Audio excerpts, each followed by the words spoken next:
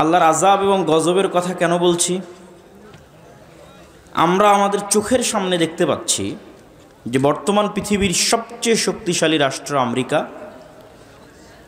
যার কাছে fire service আগুনকে কন্ট্রোল করার পৃথিবীর সকল উন্নত প্রযুক্তি আছে এবং এই সকল উন্নত প্রযুক্তির সর্বোচ্চ ব্যবহার, তথা এক জায়গায় আগুন লাগলে যত কর্মী নিয়োগ করা হয়, তো পুরো রাষ্ট্রে আগুন লাগলে যত কর্মী নিয়োগ করা হবে তার সকল কর্মী, সকল ব্যবস্থাপনা এক ছোট্ট আগুন নিভানোর জন্য ব্যয় করা হয়েছে। গত 10-15 দিন অতিক্রম হয়েছে, এখন পর্যন্ত আগুনকে নিয়ন্ত্রণ করা সম্ভব হয়নি, যার মাধ্যমে আল্লাহ সুবহানাহু ওয়া তাআলা প্রমাণ করে দিয়েছেন যে আল্লাহ সুবহানাহু ওয়া তাআলা এখনও তার আযাব এবং তার গজব পাঠাতে সক্ষম।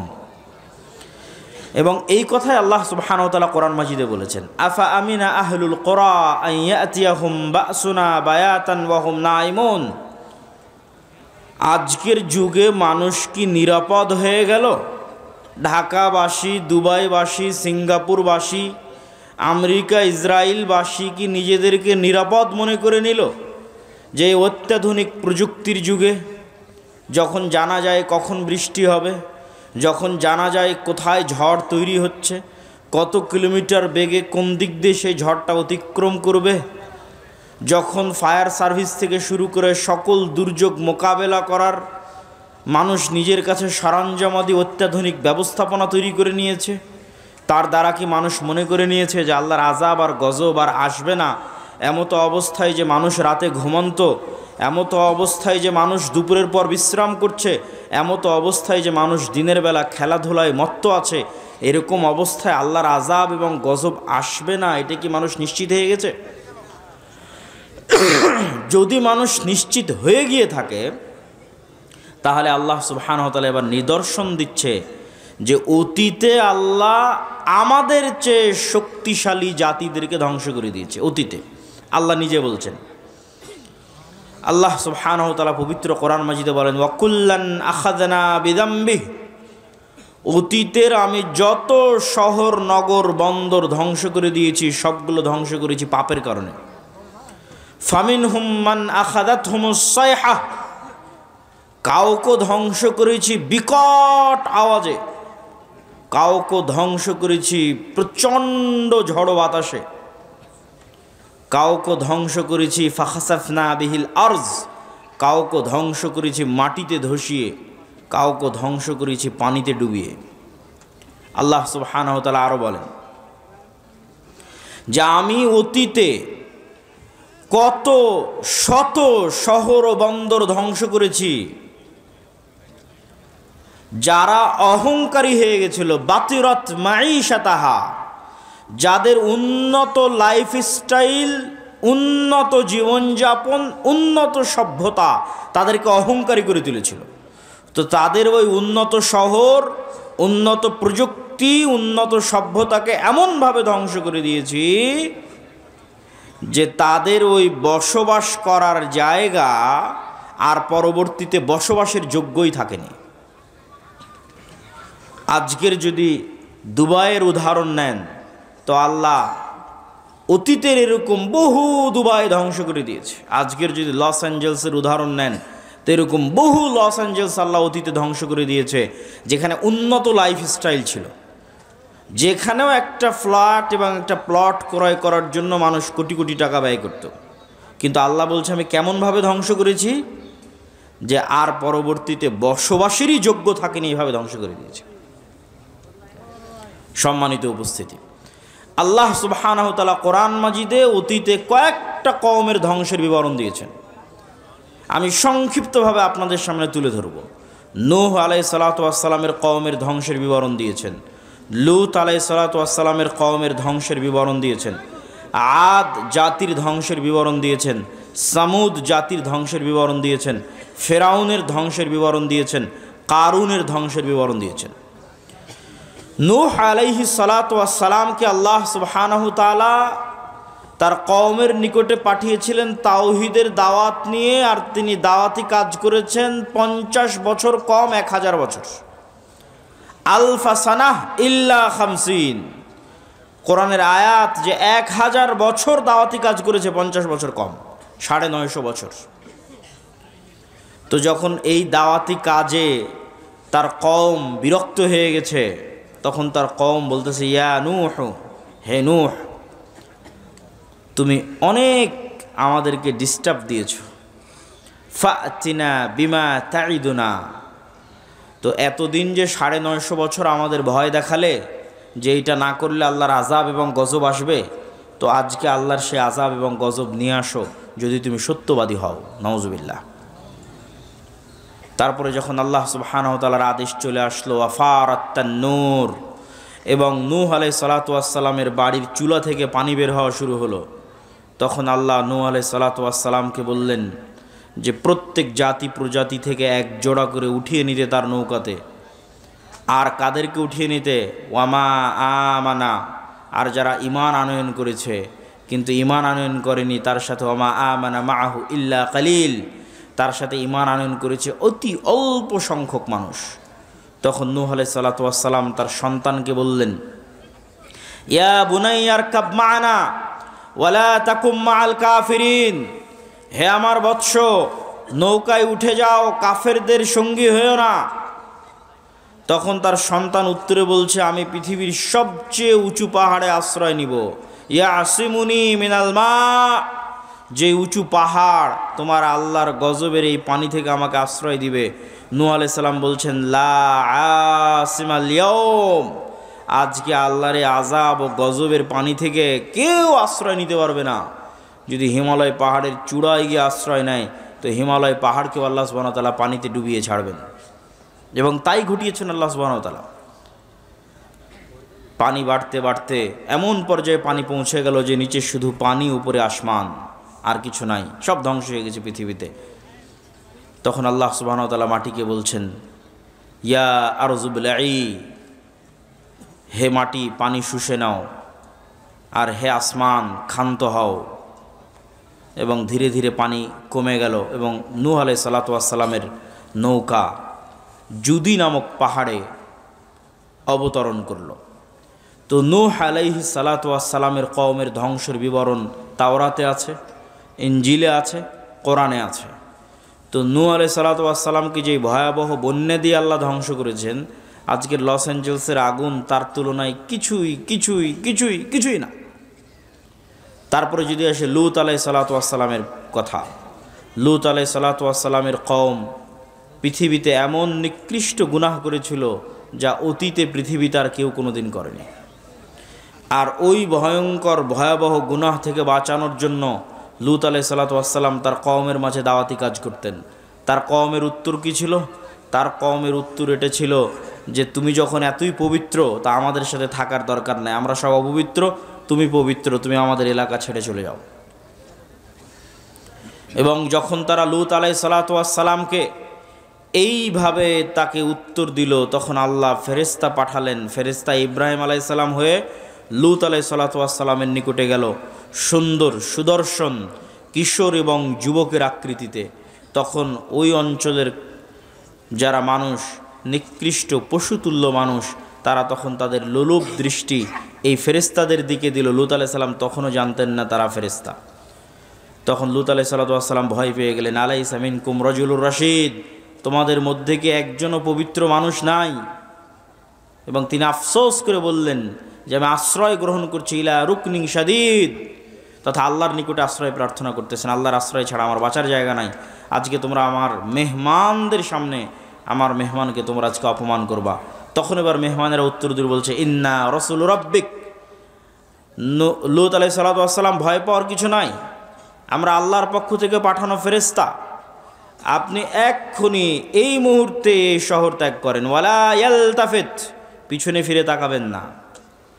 তাদের লাস্ট টার্গেট হচ্ছে মাউইদুহুমুস সুবহ, সকাল, সকালে ধ্বংস হয়ে যাবে। আলাইসা সুবহু করিব, সকাল কি অতি নিকটে নয়? সকাল হওয়ার আগে শহর ত্যাগ করেন, পিছনে ফিরে তাকাবেন না, স্ত্রীকে সাথে নেবেন না, সেও তাদের অন্তর্ভুক্ত হবে, আযাবের অন্তর্ভুক্ত হবে। এবার আল্লাহ বলছে, জাআলনা আলিয়াহা সাফিলাহা, ওই শহরকে আমি কি করলাম জানো? ওই শহরকে এইভাবে উল্টিয়ে দিলাম, তার উপর অংশ করে দিলাম নিচে, নিচের অংশ করে দিলাম উপরে। ওয়া আরসালনা আলাইহিম হিজারাতাম মিন সিজিল, আর তাদের উপর পাঠাতে থাকলাম আসমান থেকে আগুনের পাথর বৃষ্টি। আগুনের পাথর বৃষ্টি আসমান থেকে পাঠাতে থাকলাম, শহরকে উল্টিয়ে দিলাম। তো এই যে ভয়ঙ্কর ভয়াবহ গজব আল্লাহ নাজিল করলেন, তার তুলনায় এই লস এঞ্জেলসের আগুন কিছুই নয়। এবার 3, আদ জাতি। আর আমি আদ জাতির নিকটে পাঠিয়েছি আখাহুম হুদ, তাদের ভাই হুদকে। আমি আদ জাতির নিকটে পাঠিয়েছি হুদ আলাইহিস সালাতু ওয়াস সালামকে। আর এই প্রত্যেক নবীর দাওয়াত কমন ছিল, ইয়া কওমি ইবুদুল্লাহ, হে আমার কওম আল্লাহর ইবাদত করো, আল্লাহ ব্যতীত ইবাদতের যোগ্য কেউ নাই। তো আদ জাতি কি উত্তর দিল? আদ জাতিকেও হুদ আলাইহিস সালাতু ওয়াস সালাম বলেছিলেন আল্লাহর ইবাদত না করলে আল্লাহর গজব আসবে। তখন আদ জাতি উত্তরে বলেছিল, মান আশাদ্দু মিন্না কুওয়া, হুদ তুমি আমাদেরকে আল্লাহর আযাবের গজবের ভয় দেখাও। তুমি বলো তো এই পৃথিবীতে আমাদের চেয়ে কেউ শক্তিশালী আছে? আমাদের চাইতে এই পৃথিবীতে কেউ কি শক্তিশালী আছে যে তুমি আমাদেরকে গজবের ভয় দেখাও, আযাবের ভয় দেখাও? তো মজাকের কথা যে আদ জাতির উপর গজব আসবে। যেমন আমাদের কাছে মজাক মনে হতে পারে আজকের পৃথিবীর সবচেয়ে শক্তিশালী রাষ্ট্র ইসরায়েল, সবচেয়ে শক্তিশালী রাষ্ট্র আমেরিকা, তাদের উপর আবার কি আসতে পারে আর তাদেরকে কে আবার ক্ষতিগ্রস্ত করতে পারে? ঠিক যেভাবে আদ জাতি বলেছিল মান আশাদ্দু মিন্না কুওয়া। তখন আল্লাহ বলেছিলেন আওয়ালাম ইয়ারাও, তারা কি জানে না আন্নাল্লাহাল্লাযী খালাকাহুম, যে তারা যতই শক্তিশালী হোক, যতই উন্নত সভ্যতার হোক, তার শক্তি বাড়তে বাড়তে বাড়তে বাড়তে পৃথিবীর মানুষের শক্তি সভ্যতার যদি শেষ সীমায় পৌঁছে যায়, তবুও লাস্ট রেজাল্ট হচ্ছে আল্লাহ তাদের সৃষ্টিকর্তা আর ওরা সৃষ্টিজীব। তো শক্তি কার বেশি হবে? সৃষ্টিকর্তার বেশি হবে। এটাই যুক্তির কথা, এটাই লজিকের কথা। তো আমেরিকা ইসরায়েলের শক্তি যতই বেশি হোক, আল্লাহ সুবহানাহু ওয়া তাআলা আমেরিকা এবং ইসরায়েলের যদি সৃষ্টিকর্তা হন, তাহলে দিন শেষে শক্তি কার বেশি? আল্লাহর বেশি। তখন আদ জাতিকে আল্লাহ সুবহানাহু ওয়া তাআলা ধ্বংস করলেন বিরিহিন সরসরিন আতিয়াহ, প্রচণ্ড ঝড়ো বাতাস এবং প্রচণ্ড ঠান্ডা, প্রচণ্ড ঝড়ো বাতাস এবং প্রচণ্ড ঠান্ডা। আর এই প্রচণ্ড ঝড়ো বাতাস আর প্রচণ্ড ঠান্ডা বাতাস চলল 1 সপ্তাহ ব্যাপী। এবং এই 1 সপ্তাহ ব্যাপী প্রচণ্ড ঝড়ো বাতাসে তারা হয়ে গেল গোড়া কাটা খেজুর গাছের ন্যায়। যারা বলেছিল তারা পৃথিবীর সবচেয়ে শক্তিশালী, তৎকালীন যুগের সবচেয়ে উন্নত, সবচেয়ে সভ্য নগরীকে আল্লাহ সুবহানাহু ওয়া তাআলা ধ্বংস করে দিলেন। এবার আসি সামুদ জাতির কথা। সামুদ জাতির নিকটে আল্লাহ পাঠিয়েছিলেন তাদের ভাই সালেহকে। সালেহ আলাইহিস সালাতু ওয়াস সালাম একই কথা তার কওমকে বললেন, আর তার কওমকে আল্লাহর নিদর্শন হিসেবে পেশ করলেন নাকাতুল্লাহ, আল্লাহর উটনি। এই আল্লাহর উটনি আল্লাহর জমিনে চলবে, তোমরা একে ক্ষতি করার চেষ্টা করিও না, ক্ষতি করলে আল্লাহর গজব আসবে। ওয়ালাহা শিরবুম মালুম, 6 দিন তোমাদের জন্য কুয়ায় পানি পানের, একদিন আল্লাহর উটনির জন্য। যেই দিন আল্লাহর উটনি পানি পান করবে, সেই দিন উটনি থেকে এই পরিমাণ দুধ হতো যে সমগ্র সামুদ জাতি সেই দুধ দহন করে নিয়ে খেয়ে বাড়িতে নিয়ে শেষ করতে পারত না। আল্লাহু আকবার। কিন্তু এই নিয়ামত তাদের সহ্য হয়নি, তারা অহংকারী। অহংকারী হয়ে সালেহ আলাইহিস সালাতু ওয়াস সালামকে বলছে ফাআকারুহা, কেটে নিয়ে, উটনির পা কেটে নিয়ে সালেহ সালাতু ওয়াস সালামকে বলছে ফাতিনা বিমা তাইদুনা, আযাবের ভয় দেখাতে এই যে তোমার আল্লাহর উটনির পা কেটে নিয়েছে, এবার আযাব নিয়ে আসো। কোথায় আযাব? আযাব নিয়ে আসো। ফাখাযাতহুমুস সাইহাহ, কোথাও এসেছে ফাখাযাতহুমুর রাজফা, বিকট আওয়াজ, এমন বিকট আওয়াজ যে বিকট আওয়াজে তারা হয়ে গেল ওয়াহুম জাসিমিন। মুফাসসিরিনে কেরাম লিখছেন জাসিমিনের অর্থ যে যে যেখানে যে অবস্থায় ছিল সে অবস্থায় থেকে গেল। কেউ চা পান করছিল তো চা হাতে নিয়ে ওভাবেই থেকে গেল, বিকট আওয়াজের সাথে সাথে ওভাবেই মৃত্যুও হয়ে গেছে, ওভাবে থেকেও গেছে। কেউ দৌড়াচ্ছিল, ও দৌড়ানো অবস্থায় থেকে গেছে। কেউ খাবার খাচ্ছিল, খাবার খাওয়া অবস্থায় থেকে গেছে। কেউ গোসল করছিল, গোসল অবস্থায় থেকে গেছে। ওয়াহুম জাথিমিন, এক বিকট আওয়াজে তৎকালীন পৃথিবীর সবচেয়ে শক্তিশালী সম্প্রদায় এক বিকট আওয়াজে ইনস্ট্যান্ট যে যেখানে যে অবস্থায় ছিল সেভাবে থেকে গেছে, দুনিয়া থেকে বিদায় নিয়েছে। এই ছিল সামুদ জাতির ঘটনা। সম্মানিত উপস্থিতি, নূহ আলাইহিস সালাতু ওয়াস সালাম, লূত আলাইহিস সালাতু ওয়াস সালাম, আদ জাতি, সামুদ জাতি, এই চারটে বড় বড় জাতিকে আল্লাহ সুবহানাহু ওয়া তাআলা চারটে ভিন্ন ভিন্ন ধরনের আযাব দিয়ে ধ্বংস করে দিয়েছেন। আর আল্লাহ আরও বলেছেন, আফা আমিনা আহলুল কোরা, আজকের যুগের মানুষেরা কি নিজেকে নিরাপদ মনে করে নিয়েছে যে আল্লাহর আযাব ও গজব আসবে না? যদি নিরাপদ মনে করে নিয়ে থাকে তাহলে তারা যেন তাদের ভুলকে সংশোধন করে নেয়। আল্লাহর আযাব এবং গজব যে কোনো মুহূর্তে আসতে পারে, যে কোনো সময় আসতে পারে। আর লস অ্যাঞ্জেলস ক্যালিফোর্নিয়ায় যে আগুন জ্বলতেছে, এইরকম আগুনে যদি সারা পৃথিবীও জ্বলে যায় তবুও হক হবে। এই জন্য হক হবে যে সারা পৃথিবীর মানুষের চোখের সামনে, সারা পৃথিবীর সকল রাষ্ট্রনেতার সামনে, BBC, CNN, Al Jazeera, TV channel, Facebook, YouTube সব লাইভের সামনে 60,000 নিরস্ত্র নিরীহ মানুষকে গাজায় হত্যা করা হয়েছে। সারা পৃথিবীর সব রাষ্ট্রপ্রধান দেখেছে, সারা পৃথিবীর সব মানুষ দেখেছে। সবার পক্ষে সম্ভব ছিল এই মহা হত্যাযজ্ঞ আটকানোর, কিন্তু তারা এই মহা হত্যাযজ্ঞ আটকাতে যায়নি, আটকানোর চেষ্টা করেনি। তাদেরকে এর জবাব দিতে হবে। এই এক গাজার উপর যে অত্যাচার চালানো হয়েছে, এই অত্যাচারে যদি সমগ্র আমেরিকা, সমগ্র ইউরোপ আর সমগ্র ইসরায়েল জ্বলে পুড়ে যায়, তবু আল্লাহ সুবহানাহু ওয়া তাআলার জন্য এটা হক হবে। এবং আল্লাহ এটা বলেছেন, কোরআনেই বলেছেন যে আল্লাহ সুবহানাহু ওয়া তাআলা যখন কোনো শহর ও বন্দর ধ্বংস করেন তখন আল্লাহ অত্যাচার করেন না, বরং তারা অত্যাচারী ছিল তাই ধ্বংস করে দেন। সম্মানিত উপস্থিতি, এইটি থেকে আমাদের শিক্ষা নিতে হবে, মুসলমানদের শিক্ষা নিতে হবে যে আমরা যে কোনো মুহূর্তে আল্লাহর আযাব এবং গজবের শিকার হতে পারি। যে অশ্লীলতা, যেই বেহায়াপনায় লূত আলাইহিস সালাতু ওয়াস সালামের কওম ধ্বংস হয়েছিল, ওই বেহায়াপনা, ওই অশ্লীলতাও বাংলাদেশে ঢুকানোর চেষ্টা করতেছে শয়তানের দোসরেরা।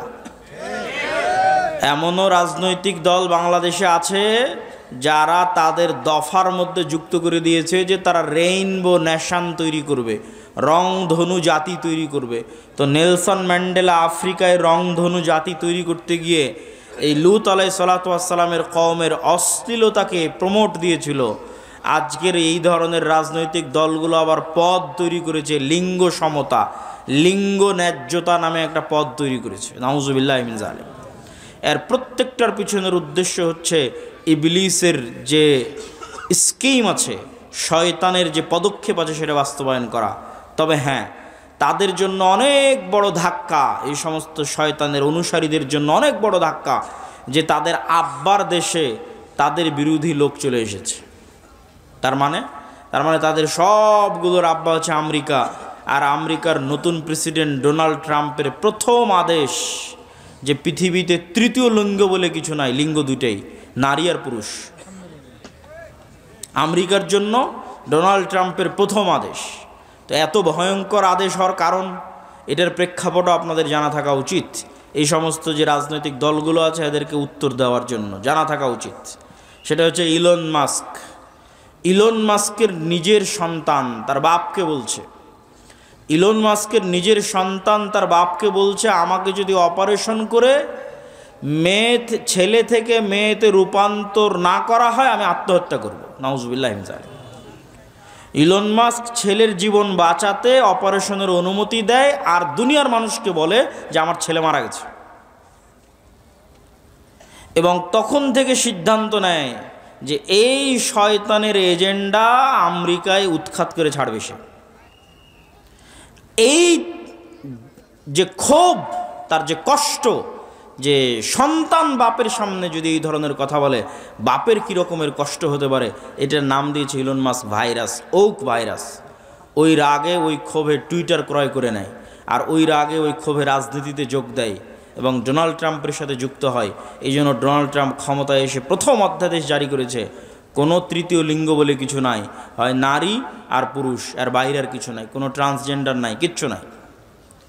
এখান থেকে আমাদের শিক্ষা নেওয়ার আছে যে আমাদের দেশে যারা অতি সেকুলার হয়ে, অতি উদার হয়ে মুসলিম দেশে রাজনীতি করবে, অথচ রেইনবো ন্যাশনের নামে রাজনীতি করবে, লিঙ্গ সমতার নামে পদ তৈরি করে রাজনীতি করবে, এদের রাজনীতি করার অধিকার বাংলাদেশে নাই। আমি ওই দলকে নাম না নিয়ে উদাত্ত আহ্বান জানাবো যে বাংলাদেশের মানুষের মনোভাব, বাংলাদেশের মানুষের সামাজিক মূল্যবোধ বোঝার চেষ্টা করতে হবে। আল্লাহর চেয়ে শক্তিশালী কেউ নয়। আদ সামুদ জাতি ধ্বংস হয়ে গেছে, নূহ আলাইহিসসালাতু ওয়াসসালামের কওম, লূত আলাইহিসসালাতু ওয়াসসালামের কওম ধ্বংস হয়ে গেছে। অশ্লীলতা ছড়াতে চাইলে ধ্বংস হয়ে যেতে হবে। বক্তব্যের দ্বিতীয় অংশ, বক্তব্যের প্রথম অংশ শেষ, বক্তব্যের দ্বিতীয় অংশ, ইসলামী রাষ্ট্র। ইসলামী রাষ্ট্র প্রতিষ্ঠা করার বিষয়টা এখন বাংলাদেশে অন্যতম একটি আলোচিত ইস্যু। কেউ কেউ মনে করতেছে তারা ভোটের মাধ্যমে, রাজনীতি করে, গণতন্ত্রের মাধ্যমে ইসলামী রাষ্ট্র প্রতিষ্ঠা করবে। অথচ আমরা কোরআন এবং হাদিস পড়ে বুঝতেছি যে আপনি ততক্ষণ পর্যন্ত মুমিন হতে পারবেন না যতক্ষণ না আপনি তাগুতের কাফের না হবেন। আপনি ততক্ষণ মুমিন হতে পারবেন না যতক্ষণ না আপনি নিজেকে কাফের বলে ঘোষণা করবেন যে আমি তাগুতের কাফের। কে ঘোষণা করেছিল? ইব্রাহিম আলাইহিস সালাম ঘোষণা করেছিল, কাফারনা বিকুম, তোমাদের কাফের, তোমাদের মূর্তির কাফের। ইব্রাহিম আলাইহিসসালাতু ওয়াসসালাম ঘোষণা করেছিলেন তোমাদের কাফের, তোমাদের মূর্তির কাফের, এবং তিনি তার জাতির শিরক থেকে নিজেকে মুক্ত ঘোষণা করেছিলেন। এই জন্য আল্লাহ কোরআনে বলেছেন, আমাই ইয়াকফুর বিত্তাগুত, আগে তাগুতকে অস্বীকার করতে হবে, কাফের হতে হবে। ওয়ুমিন বিল্লাহ, তারপর আল্লাহর উপর ঈমান আনেন। আপনি যদি বলেন যে আমি রাষ্ট্রে ইসলাম প্রতিষ্ঠা করতে চাই, তো রাষ্ট্রে ইসলাম প্রতিষ্ঠার সবচেয়ে বড় শত্রু যেগুলো, এগুলোর কাফের হতে হবে। তো রাষ্ট্রে ইসলাম প্রতিষ্ঠার সবচেয়ে বড় শত্রু হচ্ছে গণতন্ত্র, রাষ্ট্রে ইসলাম প্রতিষ্ঠার সবচেয়ে বড় শত্রু হচ্ছে সমাজতন্ত্র, রাষ্ট্রে ইসলাম প্রতিষ্ঠার সবচেয়ে বড় শত্রু হচ্ছে সেকুলারিজম, ধর্মনিরপেক্ষ মতবাদ। মানুষ বলে গত 16 বছর অমুক এটা করেছে, গত 16 বছর অমুক এটা করেছে। এইটা কেন কেউ বলে না গত 16 বছর কি দেশ ইসলামী আইন অনুযায়ী চলতো? কথা বলেন, ইসলামী আইন অনুযায়ী চলতো? গত 16 বছর দেশ চলতো গণতান্ত্রিক নিয়ম অনুযায়ী, তাই নয় কি? গত 16 বছর দেশ চলতো ধর্মনিরপেক্ষ মতবাদ অনুযায়ী। তাহলে গত 16 বছরে আয়নাঘর কোনো ব্যক্তি তৈরি করেনি, গণতন্ত্র নিজে তৈরি করেছে। গত 16 বছর হাজারো লক্ষ মানুষকে গুম কোনো ব্যক্তি করেনি, ধর্মনিরপেক্ষ মতবাদ নিজে খুন এবং গুম করেছে। কিন্তু এইটা মুসলমানদের বুঝতে দেওয়া হয় না। মুসলমানদের সামনে একটা মূলা ঝুলিয়ে দেওয়া হয়, যখনই সিস্টেম কাজ করে না তখন ওই সিস্টেমের যে প্রধান থাকে ওর উপর রাগ উঠিয়ে দেওয়া হয়। তারপরে প্রধান যখন সরে যায় রাগ শেষ, সিস্টেম তো ওইটাই আছে। আপনাকে বুঝতে হবে যে গুণ, খুম, আয়নাঘর সিস্টেম তৈরি করেছে, গণতান্ত্রিক সিস্টেম তৈরি করেছে, সেকুলার সিস্টেম তৈরি করেছে। এই সিস্টেম যদি থাকে জুলুম থাকবে, এই সিস্টেম যদি থাকে অন্যায় অবিচার থাকবেই থাকবে। ব্যক্তির সাথে অন্যায় অবিচার সম্পৃক্ত নয়, সিস্টেমের সাথে অন্যায় অবিচার সম্পৃক্ত। আমরা শুধু নামে স্বাধীন হয়েছি, কিন্তু নিয়ম কানুন, শিক্ষা ব্যবস্থা, আইন, আদালত সব কিছু ব্রিটিশদের রেখে যাওয়া। ওই সিস্টেমেই চলতেছে। ব্রিটিশ আর্মিতে যে আইন ছিল ওই আইন পাকিস্তান আর্মিতে, পাকিস্তান আর্মিতে ওই আইন ইন্ডিয়ান আর্মিতে, ইন্ডিয়ান আর্মির আইন পাকিস্তান আর্মিতে, পাকিস্তান আর্মির আইন বাংলাদেশ আর্মিতে, সব জায়গায় ব্রিটিশ আইন চলতেছে। সম্মানিত উপস্থিতি, তাহলে আপনি যতক্ষণ ওই সিস্টেমের কাফের না হবেন ততক্ষণ আপনি ইসলামকে রাষ্ট্র ক্ষমতায় প্রতিষ্ঠা করবেন। এটা অলীক স্বপ্ন, এটা অলীক কল্পনা যে সেকুলারিজমের মধ্যে দিয়ে ইসলাম রাষ্ট্র ক্ষমতায় প্রতিষ্ঠিত হবে। বিকৃত ইসলাম প্রতিষ্ঠিত হতে পারে, কম্প্রোমাইজড ইসলাম প্রতিষ্ঠিত হতে পারে, অবিকৃত শক্তিশালী ইসলাম কখনো এই সমস্ত তন্ত্রমন্ত্র দিয়ে প্রতিষ্ঠিত হবে না, যে তন্ত্রমন্ত্রকে তৈরি করা হয়েছে ইসলাম যেন রাষ্ট্র ক্ষমতায় যেতে না পারে তার জন্য। 2 নাম্বার, রাষ্ট্র ক্ষমতায় ইসলাম প্রতিষ্ঠা করার কি আমরা মুসলমানেরা যোগ্য? এইটার উত্তর আপনাকে দিতে হবে। ইসলামের রাষ্ট্র ক্ষমতার ব্র্যান্ডিং হচ্ছে ন্যায় বিচার এবং সত্যবাদিতা। এটা হচ্ছে রাষ্ট্র ক্ষমতায় ইসলামের ব্র্যান্ডিং। মোহাম্মদ বিন কাসেম যখন সিন্ধুতে অভিযান করে, তারেক বিন জিয়াদ যখন স্পেনে অভিযান করে, ইতিহাস ঘেটে দেখেন যে সিন্ধুতে অভিযান করেছে ইসলাম প্রচারের জন্য না অন্যায় দূর করার জন্য? স্পেনে অভিযান করেছে, সিন্ধুতে অভিযান করেছে ইসলাম প্রচারের জন্য না অন্যায় দূর করার জন্য? ইতিহাস ঘেটে দেখবেন যে প্রত্যেকটা আক্রমণাত্মক যুদ্ধ হয়েছে ওই অঞ্চলের অত্যাচারিত মাজলুম মানুষকে মুক্তি দিয়ে তাদের মধ্যে ন্যায় প্রতিষ্ঠা করার জন্য। এমনকি বাংলাদেশে ইখতিয়ার উদ্দিন মোহাম্মদ বিন বখতিয়ার খিলজি থেকে শুরু করে শাহজালাল থেকে শুরু করে যারাই বাংলাদেশে অভিযান পরিচালনা করেছে তাদের প্রত্যেকের উদ্দেশ্য ছিল বাংলাদেশের মানুষকে জুলম থেকে মুক্তি দেওয়া। এই একই কথা রাসূলুল্লাহ সাল্লাল্লাহু আলাইহি ওয়াসাল্লাম ঈসা আলাইহিস সালাতু ওয়াস সালামের ক্ষেত্রে বলে গেছেন যে ঈসা আলাইহিস সালাম যখন রাষ্ট্রনেতা হবেন তখন হাকামান মুকসিতা, সারা পৃথিবীতে ন্যায় বিচার প্রতিষ্ঠা করবেন। এটা হচ্ছে ইসলামের ব্র্যান্ডিং, যে ইসলাম রাষ্ট্র ক্ষমতায় গেলে ন্যায় বিচার প্রতিষ্ঠা হবে। তাহলে প্রশ্ন হচ্ছে, মুসলমান যদি নিজে ন্যায়পরায়ণ না হয় কিভাবে সে রাষ্ট্র ক্ষমতায় ন্যায় বিচার প্রতিষ্ঠা করবে? আপনাকে আমি আরও উদাহরণ দিয়ে বুঝাই, এখানে আপনারা উপস্থিত আছেন, উদাহরণগুলো বুঝবেন। বাবা মারা গেছে, বোন বাবার সম্পত্তিতে যা সম্পদ পাবে আপনি ন্যায়ের সাথে সেটি বুঝিয়ে দিয়েছেন কিনা? প্রশ্ন। আপনি আপনার আশেপাশের পাড়া প্রতিবেশী সবার দিকে তাকিয়ে দেখেন যে সে ন্যায়ের সাথে বুঝিয়ে দিয়েছে কিনা। একদল পাবেন দেয়নি, একদল পাবেন যদি দিয়ে থাকে তো দামি জমিটা নিজের কাছে রেখেছে, বিলের জমিটা বোনকে দিয়েছে। তাহলে এই যে ব্যক্তি যে সামান্য তার পরিবারে তার বোনের উপর ন্যায় প্রতিষ্ঠা করতে পারলো না, ওই ব্যক্তিকে যদি রাষ্ট্র ক্ষমতা দেওয়া হয় তাহলে গত 16 বছর যা দুর্নীতি হয়েছে ও তার চেয়ে বেশি দুর্নীতি করবে। গত 16 বছর যা জুলম হয়েছে ও তার চেয়ে বেশি জুলম করবে। ওকে হবে না, কেননা রাষ্ট্র ক্ষমতা ইসলাম মানে ন্যায় বিচার প্রতিষ্ঠা হওয়া। তো সে তো দুর্নীতিগ্রস্ত, সে কিভাবে ন্যায় বিচার প্রতিষ্ঠা করবে? আপনি সমাজে তাকিয়ে দেখেন যে প্রত্যেকটা সেক্টরে সেক্টরে, এলাকায় এলাকায়, সমাজে সমাজে যৌতুকের ভিত্তিতে বিবাহ হচ্ছে। যৌতুকের ভিত্তিতে বিবাহ অন্যায়, মানুষের প্রতি অন্যায়। আমি এখন ন্যায় এবং অন্যায় বলতে সালাত সিয়ামের অন্যায় বুঝাচ্ছি না, এক মানুষের সাথে আর এক মানুষের প্রতি অন্যায়। তো যে যৌতুকের ভিত্তিতে যেই পরিবার বিবাহ করছে, যৌতুকের ভিত্তিতে যেই বিবাহে পুরো এলাকা, পুরো গ্রাম, কাজী, আলেম, হুজুর, হাজি সব অংশগ্রহণ করতেছে, এই আলেম, এই কাজী, এই হুজুর আর এই বিবাহকারী পাত্র আর এই বিবাহকারী ছেলেপক্ষ, এদেরকে রাষ্ট্র ক্ষমতায় দেওয়া হলে এরা গত 16 বছরের চেয়ে বড় দুর্নীতিবাজ হবে। কেন? ও সামান্য একটা মেয়ের প্রতি ন্যায় করতে পারছে না, সামান্য তার স্ত্রীর প্রতি ন্যায় করতে পারছে না। তাহলে এটা কেমনে সম্ভব যে সে রাষ্ট্র ক্ষমতায় বসে 16 কোটি 18 কোটি মানুষের প্রতি ন্যায় করবে? অসম্ভব। তো এই জন্য যদি মুসলমানেরা বলে যে আমাদের রাষ্ট্র ক্ষমতা দরকার, তাহলে মুসলমানদেরকে আগে উন্নত পার্সোনালিটি, উন্নত ব্যক্তিত্ব এবং ন্যায় পরায়ণ যে ব্যক্তিত্ব যা নবীদের ছিল, যা রাসূলদের ছিল, সেই ন্যায় পরায়ণ ব্যক্তিত্ব অর্জন করতে হবে, ন্যায় বিচার প্রতিষ্ঠা করার সক্ষমতা অর্জন করতে হবে। আপনি ইসলামী দলে যান, সংগঠনে যান, মসজিদে যান, মাদ্রাসায় যান, যত বিভেদ বিভক্তি আছে সেখানে যান, প্রত্যেকটা জায়গায় দেখবেন অন্যায় জড়িত। ইসলামী দলের আমির ওই কর্মীকে পদ দিয়েছে যে বেশি চামচামি করে, আর যে রাত দিন পরিশ্রম করেছে ওকে বের করে দিয়েছে। তাহলে সে তার দলে ন্যায় প্রতিষ্ঠা করতে পারেনি, ও রাষ্ট্রে কিভাবে ন্যায় প্রতিষ্ঠা করবে? জালেম। জুলম কখনো ইসলামী রাষ্ট্রের মানদণ্ড হতে পারে না, ন্যায় ইসলামী রাষ্ট্রের মানদণ্ড। আর সত্যবাদিতা, আপনি মুসলমানদের কাছে যান, ইউরোপ এবং আমেরিকায় বসবাসরত মুসলমান, অধিকাংশ মুসলমান তাদের কাফের রাষ্ট্রের কাছে, খ্রিস্টান রাষ্ট্রের কাছে মিথ্যা বলে অতিরিক্ত টাকা নিচ্ছে। মুসলমান মিথ্যা বলছে, সে নামাজ পড়ে, বলছে আমি কালেমা পড়ি, আশহাদু আল্লা ইলাহা ইল্লাল্লাহ বলে, আশহাদু আন্না মুহাম্মাদুর রাসূলুল্লাহ বলে, কিন্তু সেই মুসলমান মিথ্যা বলছে আর এক কাফেরের কাছে একটু টাকা বেশি নেওয়ার জন্য পুরো জীবনটা মিথ্যার উপর পার করে দিচ্ছে।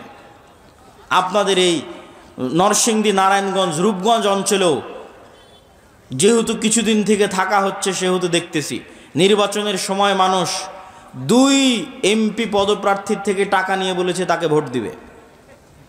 তার মানে সে মিথ্যুক। তাহলে একজন মিথ্যুক মানুষ কিভাবে নেতা হবে? একজন মিথ্যুক মানুষ কিভাবে দেশ ও জাতির দায়িত্ব নিবে, এটা অসম্ভব। আজকের যুগের মুসলমানদের ব্যক্তিত্ব মক্কার কাফের মুশরিকদের ব্যক্তিত্বের চাইতে নিম্নমানের। কিভাবে? এখনই আলোচনা শুনলেন আবু তালেব কাফের, আবু তালেব মুশরিক, কিন্তু একটা প্রমাণ দেখান দেখি যে আবু তালেব কোনোদিন মিথ্যা বলেছে? আবু তালেব কোনোদিন তার মুখের ওয়াদা রক্ষা করেনি। মুখের কথা রক্ষা করতে গিয়ে 3 বছর, মুখের কথা রক্ষা করতে গিয়ে 3 বছর ভাতিজার সাথে না খেয়ে জীবন পার করেছে। তার নাম আবু তালেব। মানে রক্তে নেতৃত্বের গুণ আছে। রক্তে কিসের গুণ আছে? নেতৃত্বের গুণ আছে। মিথ্যা বলে নেতা হওয়া যায় না, কথা রক্ষা না করে নেতা হওয়া যায় না। আবু তালেব নেতা, he is a by born leader, জন্মগত নেতা। জন্মগত নেতা দেখে মুখের কথার দাম রক্ষা করার জন্য ভাতিজার সাথে 3 বছর না খেয়ে জীবন পার করে দিয়েছে। আবু সুফিয়ান নেতা, লিডার, নেতৃত্বের যোগ্যতা আছে, কাফের মুশরিক, কিন্তু ব্যক্তিত্ব আছে। তার চিরন্তন শত্রুর বিরুদ্ধে মিথ্যা বলেনি। হিরাক্লিয়াসের দরবারে দাঁড়িয়ে আপনার একটা রাজনৈতিক দলের নেতাকে জিজ্ঞেস করেন, তার বিপরীত রাজনৈতিক দল সম্পর্কে যা বলবে 16 আনাই মিথ্যা। এই পুরো গণতান্ত্রিক রাজনীতি দাঁড়িয়ে আছে মিথ্যার উপর। পুরো গণতান্ত্রিক সিস্টেম দাঁড়িয়ে আছে মিথ্যার উপর। মিথ্যা না বললে গণতন্ত্র চলে না, মিথ্যা না বললে গণতন্ত্রে নেতা হওয়া যায় না, মিথ্যা এবং দুর্নীতি না করলে গণতন্ত্রে নিজের গদি টিকিয়ে রাখা যায় না। গণতন্ত্র সিস্টেমটাই এমন যে সিস্টেম আপনাকে মিথ্যা বলতে বাধ্য করবে। তো মিথ্যা বলে আপনি কিসের নেতা হবেন? কিসের রাষ্ট্রে ইসলাম প্রতিষ্ঠা করবেন? অন্যায় করে মিথ্যা বলে রাষ্ট্রে ইসলাম প্রতিষ্ঠা করা সম্ভব নয়। মুসলমানরা যদি বলে যে আমরা রাষ্ট্রে ইসলাম প্রতিষ্ঠা করতে চাই, তাহলে আগে মুসলমানদেরকে দায়িত্ব নিতে হবে যে তারা ইনজাস্টিস, অন্যায়ের বিরুদ্ধে শক্ত থাকবে। যেমন আজকে নরসিংদীর যুবকেরা যদি বলে যে হ্যাঁ তারা রাষ্ট্রে ইসলাম প্রতিষ্ঠা করতে চায়, তাহলে তুমি আগে নিশ্চিত করো যে তোমার নরসিংদীর নোয়াগাঁওয়ে কোথাও যেন একটা মেয়েরও যৌতুকের ভিত্তিতে বিবাহ না হয়। জুলম হবে আর মুসলমান চাইয়ে দেখবে ওই মুসলমানকে আল্লাহ নেতা বানাবে, নাউজুবিল্লাহ মিন যালিক। জুলম হবে, মুসলমান চাইয়ে দেখবে আর সেই মুসলমানকে আল্লাহ নেতা বানাবে ইসলামের নামে। আস্তাগফিরুল্লাহ আল আযীম। তুমি যদি বলো রাষ্ট্রে ইসলাম প্রতিষ্ঠা করতে চাই, তো ওখানে মৃত্যুবরণ করেছে, ওই মৃত্যুর জানাজায় উপস্থিত হয়ে ওর মেয়েকে তার সম্পত্তি বুঝিয়ে দিতে বাধ্য করে তারপর উঠে আসো। ডিসেন্ট্রালাইজেশন, কেন্দ্রীয় রাষ্ট্র ক্ষমতাকে ডিসেন্ট্রালাইজেশন করো, বিকেন্দ্রীকরণ করো। নিজের পরিবার, নিজের সমাজে ন্যায় প্রতিষ্ঠা করো। একবার ন্যায় প্রতিষ্ঠা করার সংগ্রামে নেমে গেলে আল্লাহ তোমাকে রাষ্ট্র ক্ষমতা এমনি দিয়ে দিবে ইনশাআল্লাহ। কেননা তখন তুমি যোগ্য বিবেচিত হয়ে যাবা। সত্যবাদী ব্যক্তি, ন্যায় প্রতিষ্ঠাকারী ব্যক্তি আল্লাহর দরবারে যোগ্য বলে বিবেচিত হবে নেতা হওয়ার। আর যদি ওই কম্প্রোমাইজ করার স্বভাব না থাকে, যে গণতন্ত্রের সাথে কম্প্রোমাইজ, সমাজতন্ত্রের সাথে কম্প্রোমাইজ, সেকুলারিজমের সাথে কম্প্রোমাইজ, ধর্ম বিক্রি করে দেওয়ার সাথে কম্প্রোমাইজ, নিজের দিনের উপর আত্মবিশ্বাস নাই, তখন আমি শিখতে বলেছি যুবকেরা, নিজের দিনের উপর আত্মবিশ্বাস ফিরিয়ে আনতে তোমরা 2টে জাতিকে দেখবা, একটা ইহুদি আর একটা হিন্দু। দূরের কথা বাদ দিলাম, আজকে পার্শ্ববর্তী দেশ ভারতের কথাও যদি ধরি, যে বিজিবি এবং বিএসএফের সীমান্তে যে গণ্ডগোল, এই গণ্ডগোল নিয়ে ফেসবুকে যুবকেরা লেখালেখি করছে, হাসি ঠাট্টা ট্রল করছে যে ভারতের হিন্দুরা গরুর মূত্র পান করে। এটা নিয়ে হাসি ঠাট্টা এবং ট্রল। তো আমার কথা হচ্ছে, ভারতের ওই হিন্দু যে গরুর মূত্র পান করে, আর গরুর মূত্র পান করা একটা ভ্রান্ত কাজ হলেও এই ভ্রান্ত কাজের উপর ওর বিশ্বাস কত অটল, ওর বিশ্বাস কত অবিচল, যে একটা ভ্রান্ত কাজকে রাষ্ট্রে পর্যন্ত প্রতিষ্ঠিত করেছে। আর তুমি কত বড় মরদ, কত বড় সাহসী যে তোমার নবীর সুন্নাত না তোমার জীবনে, না তোমার বাড়িতে, না তোমার পরিবারে, না তোমার রাষ্ট্রে। তো তুমি কিসের সাহসী, কিসের বীর পুরুষ? বীর পুরুষ সেই যে তার নিজের দিনের উপর অটল। ইহুদিদেরকে দেখে আসো যে তার দিনের কোনো একটা বিষয়ে ছাড় দেয় কিনা। সারা পৃথিবীতে সুদী অর্থনীতির গুরু তারা, অথচ নিজেরা কোনোদিন সুদ নেয় না, নিজেরা কোনোদিন সুদী লেনদেন করে না। কেন? তারা জানে সুদ মানুষকে গোলাম বানায়, সুদ মানুষকে কৃতদাস বানায়। আল্লাহর নবী নিজে সুদ মানুষকে যে গোলাম বানায়, কৃতদাস বানায়, তার দলিল দিয়ে গেছে। আপনি বলবেন কিভাবে, কোথায় দলিল? জি আমি দলিল দেখাচ্ছি। তার আগে বলে নেই, বাংলাদেশের মুসলমানদের সমাজগুলোতে যদি যাবেন তাহলে এনজিও আর ক্ষুদ্র ঋণে পরিপূর্ণ। তাহলে এই যে এনজিওর মাধ্যমে কিস্তির ভিত্তিতে ক্ষুদ্র ঋণে যুক্ত হয়ে গেছে, ও গোলাম হয়ে গেছে। ও জীবনে কোনো দিন আর নেতা হতে পারবে না, কোনো দিন না। কিভাবে গোলাম হয়ে গেছে? রাসূলুল্লাহ সাল্লাল্লাহু আলাইহি ওয়াসাল্লাম যখনই দোয়া করতেন, আল্লাহর কাছে পরিত্রাণ চাইতেন কর্জ থেকে, আল্লাহুম্মা ইন্নী আউযু বিকা মিনাল মা'সামি ওয়াল মাগরাম, আল্লাহ কর্জ থেকে পরিত্রাণ চাই। আল্লাহর নবীকে জিজ্ঞেস করা হলো, কেন কর্জ থেকে পরিত্রাণ চান এত? আল্লাহর নবী বললেন, ইজাস্তাদানা রাজুল, মানুষ যখন কর্জ নেওয়া শুরু করে, বাদা ইউকাযযিব, মিথ্যা বলা শুরু করে। আল্লাহর নবী বললেন, যখনই কর্জ নেওয়া শুরু করে, মিথ্যা বলা শুরু করে, 1 টাকা 10 টাকা 15 টাকা 20 টাকা কর্জ নিয়েছে, পরের দিন টাকা চাইতে যাবে, মিথ্যা বলবে। মিথ্যা বলবে না? মিথ্যা বলবে। নিজে মিথ্যা বলবে, তার পরিবারকে মিথ্যা বলাবে, তার ছেলে মেয়েকে মিথ্যা বলাবে, তার স্ত্রীকে মিথ্যা বলাবে। পুরো একটা পরিবার মিথ্যার ওপর গড়ে উঠতেছে। আর শুরুতেই প্রমাণ করে দিয়েছি যে মিথ্যা বলেও নেতা হয়। আবু তালেব মিথ্যা বলতো, আবু সুফিয়ান মিথ্যা বলতো, কাফের মুশরিক অবস্থায় মিথ্যা বলেনি। নেতা, তার নাম নেতা। যে মিথ্যা বলে সে কোশ্চিন কালো নেতা হতে পারে না, আল্লাহ কখনো তাকে নেতা বানাবে না। তাহলে কর্জ নেওয়া মানে মিথ্যা বলা শুরু। পুরো একটা পরিবার যখন মিথ্যার ওপর চলে, তখন ওই পরিবার থেকে কোশ্চেন কালো না তারেক বিন জিয়াদের জন্ম হবে, না ওমর ইবনুল খাত্তাবের জন্ম হবে, না মোহাম্মদ বিন কাসেমের জন্ম হবে, নেতার জন্ম হবে না, গোলামের জন্ম হবে, কৃতদাসের জন্ম হবে।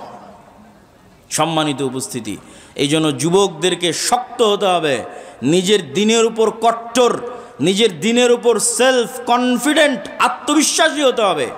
এবং আত্মবিশ্বাসী হয়ে সমাজ থেকে, পরিবার থেকে যত অন্যায় অনাচার অবিচার আছে, এই অন্যায় অনাচার অবিচারের বিরুদ্ধে আন্দোলন গড়ে তুলতে হবে। এই আন্দোলন করেছিল তিতুমির, এই আন্দোলন করেছিল হাজী শরীয়তুল্লাহ, এই আন্দোলন করেছিল সৈয়দ আহমদ বেরলভী, এই আন্দোলন করেছিল শাহ ইসমাইল শহীদ। অন্যায়ের বিরুদ্ধে আন্দোলন করেন, অন্যায়ের বিরুদ্ধে আন্দোলন আপনাকে রাষ্ট্র ক্ষমতায় পৌঁছে দিবে। আল্লাহ সুবহানাহু ওয়া তাআলা কবুল করুক, আল্লাহুম্মা আমিন। বক্তব্যের শেষ পয়েন্ট হচ্ছে দীর্ঘমেয়াদী পরিকল্পনা। সংক্ষিপ্ত 5 বছর 2 বছর হুজুগে পরিকল্পনা, রিয়্যাক্ট করা, এটা দিয়ে কোশ্চিন কালো আপনি রাষ্ট্র ক্ষমতায় যেতে পারবেন না। মুসলমানদের সবচেয়ে বড় সমস্যা হচ্ছে তারা রিয়্যাক্ট করে, তারা অ্যাক্ট করা জানে না। রিয়্যাক্ট কি আর অ্যাক্ট কি আপনাকে বুঝাই। রিয়্যাক্ট আর অ্যাক্ট হচ্ছে আপনি খাচ্ছেন, দাচ্ছেন, ঘুরছেন, ফিরছেন, আড্ডা দিচ্ছেন, হঠাৎ করে শুনলেন বাংলাদেশের রাষ্ট্রের সংবিধানে ইসলাম নাই। হঠাৎ করে একদিন শুনলেন, শোনা মাত্র রাস্তায় ঝাঁপিয়ে পড়ে বললেন লিল্লাহে তাকবীর, আল্লাহু আকবার। এটার নাম রিয়্যাক্ট। আর অ্যাক্ট কি? যে ওই রাষ্ট্র থেকে ইসলাম সরিয়েছে, ও 50 বছর থেকে প্ল্যান করছে কবে সরাবে।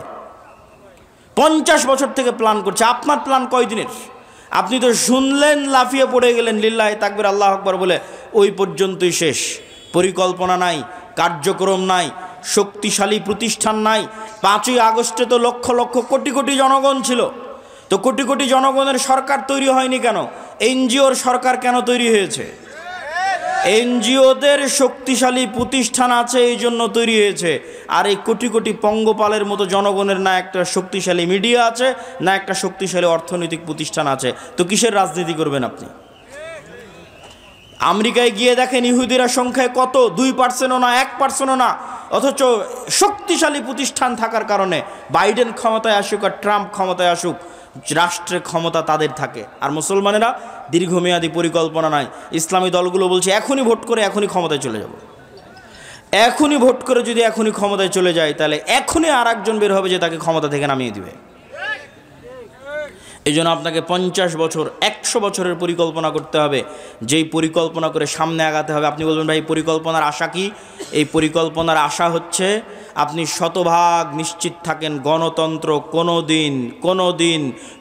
দিন গণতন্ত্র দিয়ে ন্যায় বিচার প্রতিষ্ঠা হতে পারে না। কোনো দিন ধর্মনিরপেক্ষ মতবাদ দিয়ে ন্যায় বিচার প্রতিষ্ঠা হতে পারে না। নতুন আর যত তন্ত্রমন্ত্র সংবিধানে ঢুকানো হচ্ছে, এগুলো দিয়ে ন্যায় বিচার প্রতিষ্ঠা হবে না। ন্যায় বিচার একমাত্র শতভাগ প্রতিষ্ঠা হবে ইসলাম দিয়ে। তাহলে যতদিন গণতন্ত্র আছে ততদিন অবিচার অন্যায় থাকবে, যতদিন ধর্মনিরপেক্ষ মতবাদ আছে ততদিন অন্যায় অবিচার থাকবে, আর যতদিন অন্যায় অবিচার থাকবে ততদিন এরকম 5ই আগস্ট বারবার আসবে, 15 বছর পর আসবে, 20 বছর পর আসবে, 30 বছর পর আসবে। ওই 30 বছর পর যখন আসবে তখন যেন আপনার জন্য সুযোগ থাকে, এই জন্য এখন থেকে দীর্ঘমেয়াদী পরিকল্পনা করতে হবে। এই দীর্ঘমেয়াদী পরিকল্পনাই হবে মুসলিম উম্মার নাজাতের মাধ্যম, বাংলাদেশের মুসলমানদের নাজাতের মাধ্যম। আল্লাহ সুবহানাহু ওয়া তাআলা কবুল করুক, আল্লাহুম্মা আমিন। 2 মিনিট থেকে 5 মিনিটের মধ্যে জরুরি কয়েকটি কথা বলে বক্তব্যের শেষের দিকে চলে যাব। মাসিক আল ইতিসাম, মাসিক আল ইতিসামের নিয়মিত লেখালেখি আমি করি, আপনাদের শ্রদ্ধেয় উস্তাদজি করে। মাসিক আল ইতিসামের ফতোয়া দেশ বিদেশের বড় বড় আলেমদের মাধ্যমে সম্পাদিত হয়। মাসিক আল ইতিসামের সম্পাদকীয় আমি নিজে লিখি। এই মাসের সম্পাদকীয় আছে সিরিয়ার উপরে, দামেস্ক বিজয়ের উপরে। মাসিক আল ইতিসাম পড়ার চেষ্টা করবেন। আমাদের আর যে সমস্ত বই পুস্তক আছে, ফিলিস্তিনের উপর আমার লেখা বই, মিন্নাতুল বারি আপনাদের শ্রদ্ধেয় উস্তাদজির বই, এবং আমাদের আর যত আর দাওয়া ইলাল্লাহর মক্তবের যে সিলেবাস আছে, উসমানী কায়দা আছে, আদর্শ শিক্ষা আছে, এগুলোকে গুরুত্ব দেওয়ার চেষ্টা করবেন। আগামী 13 ও 14 ফেব্রুয়ারিতে আল্লামা ইহসান ইলাহি জহির, যিনি পাকিস্তানের আহলে হাদিসদের সিংহ পুরুষ, সে আল্লামা ইহসান ইলাহি জহিরের সন্তান আল্লামা ইবতেসাম ইলাহি জহির আগামী 13-14 ফেব্রুয়ারি আপনাদের আল জামিয়া সালাফিয়াতে আসতেছে। আহলে হাদিসদের গর্ব, আহলে হাদিসদের অহংকার, এই সিংহ পুরুষকে জামিয়া সালাফিয়ার সালাফি কনফারেন্সে আপনাদের ব্যাপক উপস্থিতির মাধ্যমে বরণ করতে হবে। আমি আশা করব নরসিংদী নারায়ণগঞ্জের মানুষ সেই ব্যাপক উপস্থিতির মাধ্যমে তাকে সসম্মানে বরণ করে নেবে। আল্লাহ সুবহানাহু ওয়া তাআলা কবুল করুক, আল্লাহুম্মা আমিন। ওয়া আখিরু দাওয়ানা আনিল হামদুলিল্লাহি রাব্বিল আলামিন। আসসালামু আলাইকুম ওয়া রাহমাতুল্লাহি ওয়া বারাকাতুহু।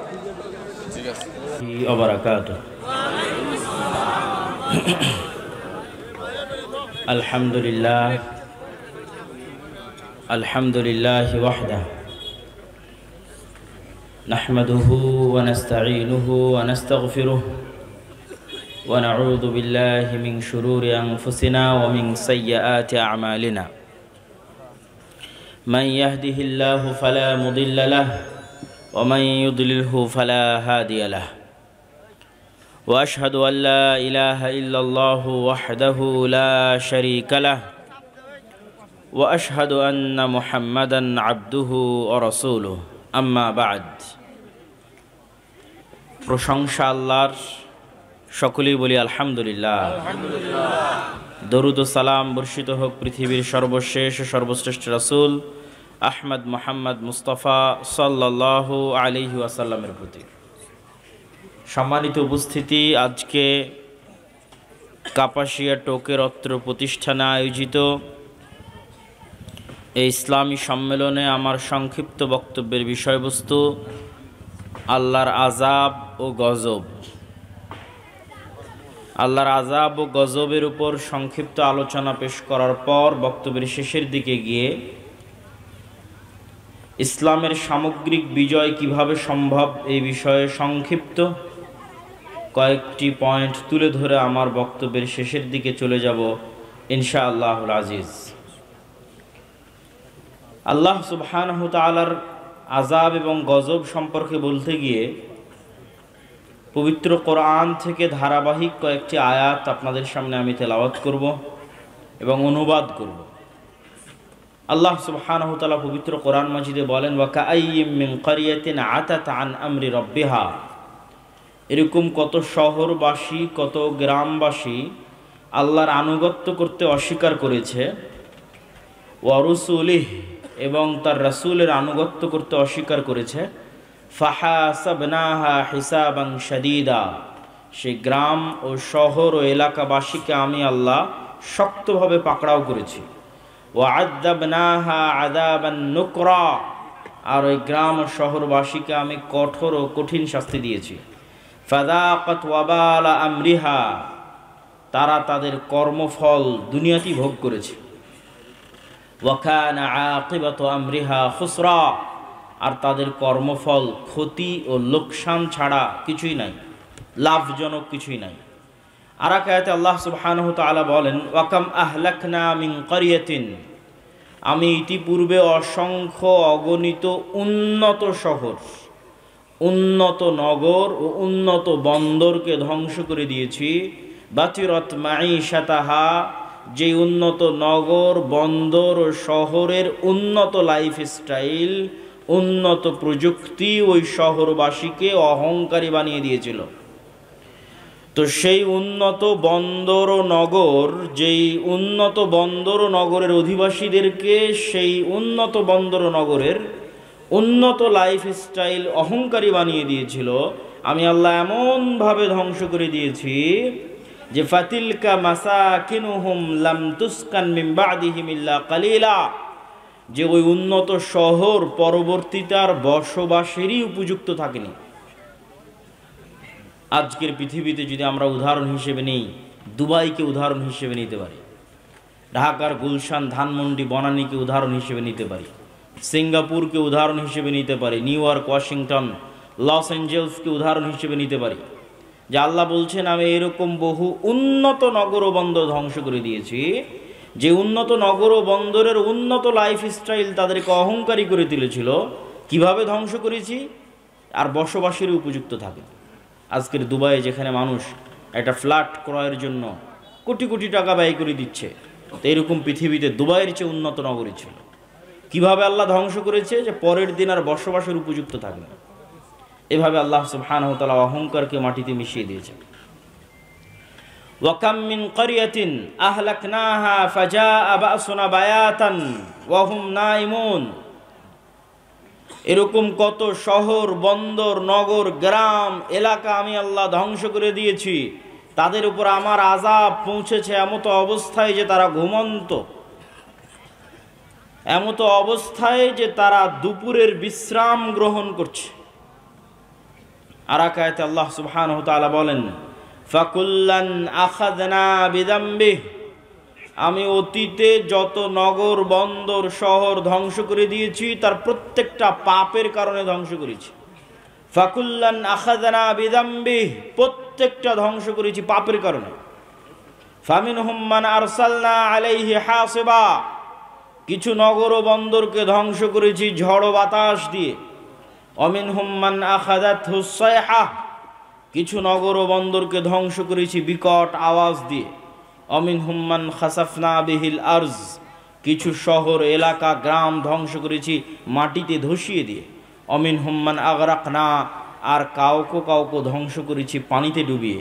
ওয়ামা কানাল্লাহু লিয়াজলিমাহুম, আর আল্লাহ যে এই সমস্ত জাতি, সম্প্রদায়, নগর ও বন্দর ধ্বংস করে দিলেন, তো আল্লাহ অত্যাচারী নয়। ওয়ালাকিন কানু আনফুসাহুম ইয়াজলিমুন, বরং তাদের নিজেদের অত্যাচারের কারণে আল্লাহ তাদেরকে ধ্বংস করে দিয়েছেন। সম্মানিত উপস্থিতি, এই কয়েকটি আয়াত থেকে স্পষ্ট বোঝা গেল যে আল্লাহ সুবহানাহু ওয়া তাআলা আযাব ও গজব দেন, বিভিন্নভাবে, বিভিন্ন ধরনে, বিভিন্ন স্টাইলে দেন। এবার চলেন দেখি আল্লাহ সুবহানাহু ওয়া তাআলা পবিত্র কোরআন মাজিদে অতীতে ধ্বংস হয়ে যাওয়া কিছু সম্প্রদায়ের বিবরণ তুলে ধরেছেন। তার মধ্যে আমরা বেশি না, কয়েকটি সম্প্রদায়ের ধ্বংস হওয়ার বিবরণ আজকে আপনাদের সামনে তুলে ধরব। এক, কওমে নূহ, নূহ আলাইহিস সালাতু ওয়াস সালামের সম্প্রদায়ের ধ্বংস হওয়ার বিবরণ। আল্লাহ বলছেন, ওয়ালাকাদ আরসালনা নূহান ইলা কওমিহি, আমি নূহকে তার জাতির নিকটে পাঠিয়েছিলাম, আর নূহ বলেছিল, ইয়া কওমি ইবুদুল্লাহ মা লাকুম মিন ইলাহিন গায়রুহু, হে আমার জাতি, হে আমার সম্প্রদায়, আল্লাহর ইবাদত করো। আল্লাহ ব্যতীত ইবাদতের যোগ্য সত্যিকার কোনো মাবুদ, কোনো ইলাহ পৃথিবীতে নাই। আফালা তাত্তাকুন, তোমরা কি আল্লাহকে ভয় করো না? আল্লাহ সুবহানাহু ওয়া তাআলা অন্য আয়াতে বলেন, ওয়ালাকাদ আরসালনা নূহান ইলা কওমিহি, আমি নূহকে তার কওম, তার জাতি, তার সম্প্রদায়ের নিকট পাঠিয়েছিলাম। ফালাবিসা ফীহিম আলফা সানাহ ইল্লা 50, নূহ তাদের মধ্যে দাওয়াতি কাজ করেছে 50 কম 1000 বছর। নূহ তাদের মধ্যে দাওয়াতি কাজ করেছে আলফা সানাহ 1000 বছর, ইল্লা 50 50 বাদে, তথা 950 বছর দাওয়াতি কাজ করেছে। ফাখাযাহুমুত তুফান, অতঃপর আল্লাহর আযাব এবং আল্লাহর গজব তাদেরকে ঘিরে ধরেছে। কিভাবে আল্লাহর আযাব এবং গজব ঘিরে ধরলো তার বর্ণনা আল্লাহ সুবহানাহু ওয়া তাআলা পবিত্র কোরআন মাজিদে দিচ্ছেন। যখনই নূহ আলাইহিস সালাতু ওয়াস সালাম তাদেরকে দাওয়াত দিতেন তখনই বলতেন, যদি তোমরা আমার এই কথা না শ্রবণ করো আল্লাহর গজবের শিকার হবে তোমরা। তো 950 বছর একই কথা শুনেছে একটা গ্রামের মানুষ, একই কথা শুনেছে একটা এলাকার মানুষ, একটা অঞ্চলের মানুষ, কাপাসিয়ার মানুষ, গাজীপুরের মানুষ, 950 বছর। তো শুনতে শুনতে বিরক্ত হয়ে গেছে। বিরক্ত হয়ে নূহ আলাইহিস সালাতু ওয়াস সালামের সম্প্রদায় বলছে, ইয়া নূহ কদ জাদালতানা ফাআকসারতা জিদালানা। নূহ, অনেক জ্বালিয়েছ, বলে নাউজুবিল্লাহ, অনেক ডিস্টার্ব দিয়েছ, অনেক ঝগড়া করেছো, অনেক দাওয়াত দিয়েছ। ফাতিনা বিমা তাইদুনা, তুমি যে বারবার ভয় দেখাতে যে আল্লাহর আযাব আসবে, ফাতিনা বিমা তাইদুনা, ওই আযাবটা নিয়ে আসো। বলে নাউজুবিল্লাহ, অনেক জ্বালিয়েছো, অনেক ডিস্টার্ব দিয়েছো, আল্লাহর যে আযাব ও গজবের ভয় দেখাতে, ফাতিনা বিমা তাইদুনা, সে আযাব এবং সেই গজব নিয়ে আসো। ইন কুনতা মিনাস সাদিকিন, যদি তুমি সত্যবাদীদের অন্তর্ভুক্ত হয়ে থাকো। এবার আল্লাহ সুবহানাহু ওয়া তাআলা বর্ণনা দিচ্ছেন নূহ আলাইহিস সালাতু ওয়াস সালামের সম্প্রদায়কে ধ্বংস করার বর্ণনা। ওয়াসনাইল ফুলকা বিআয়ুনিনা, আমি নূহকে বললাম তুমি আমাদের চোখের সামনে, আমাদের সামনে তুমি নৌকা তৈরি করো। ওয়াসনাউল ফুলক ওয়া কুল্লামা মাররা আলাইহি মালাউম মিন কওমিহি সাখিরু মিন, নূহ নৌকা বানানো শুরু করলো। যখনই তার সম্প্রদায়ের লোকজন নৌকার পাশ দিয়ে অতিক্রম করতো, সাখিরু মিন, তখন নূহকে নিয়ে হাসি ঠাট্টা করত।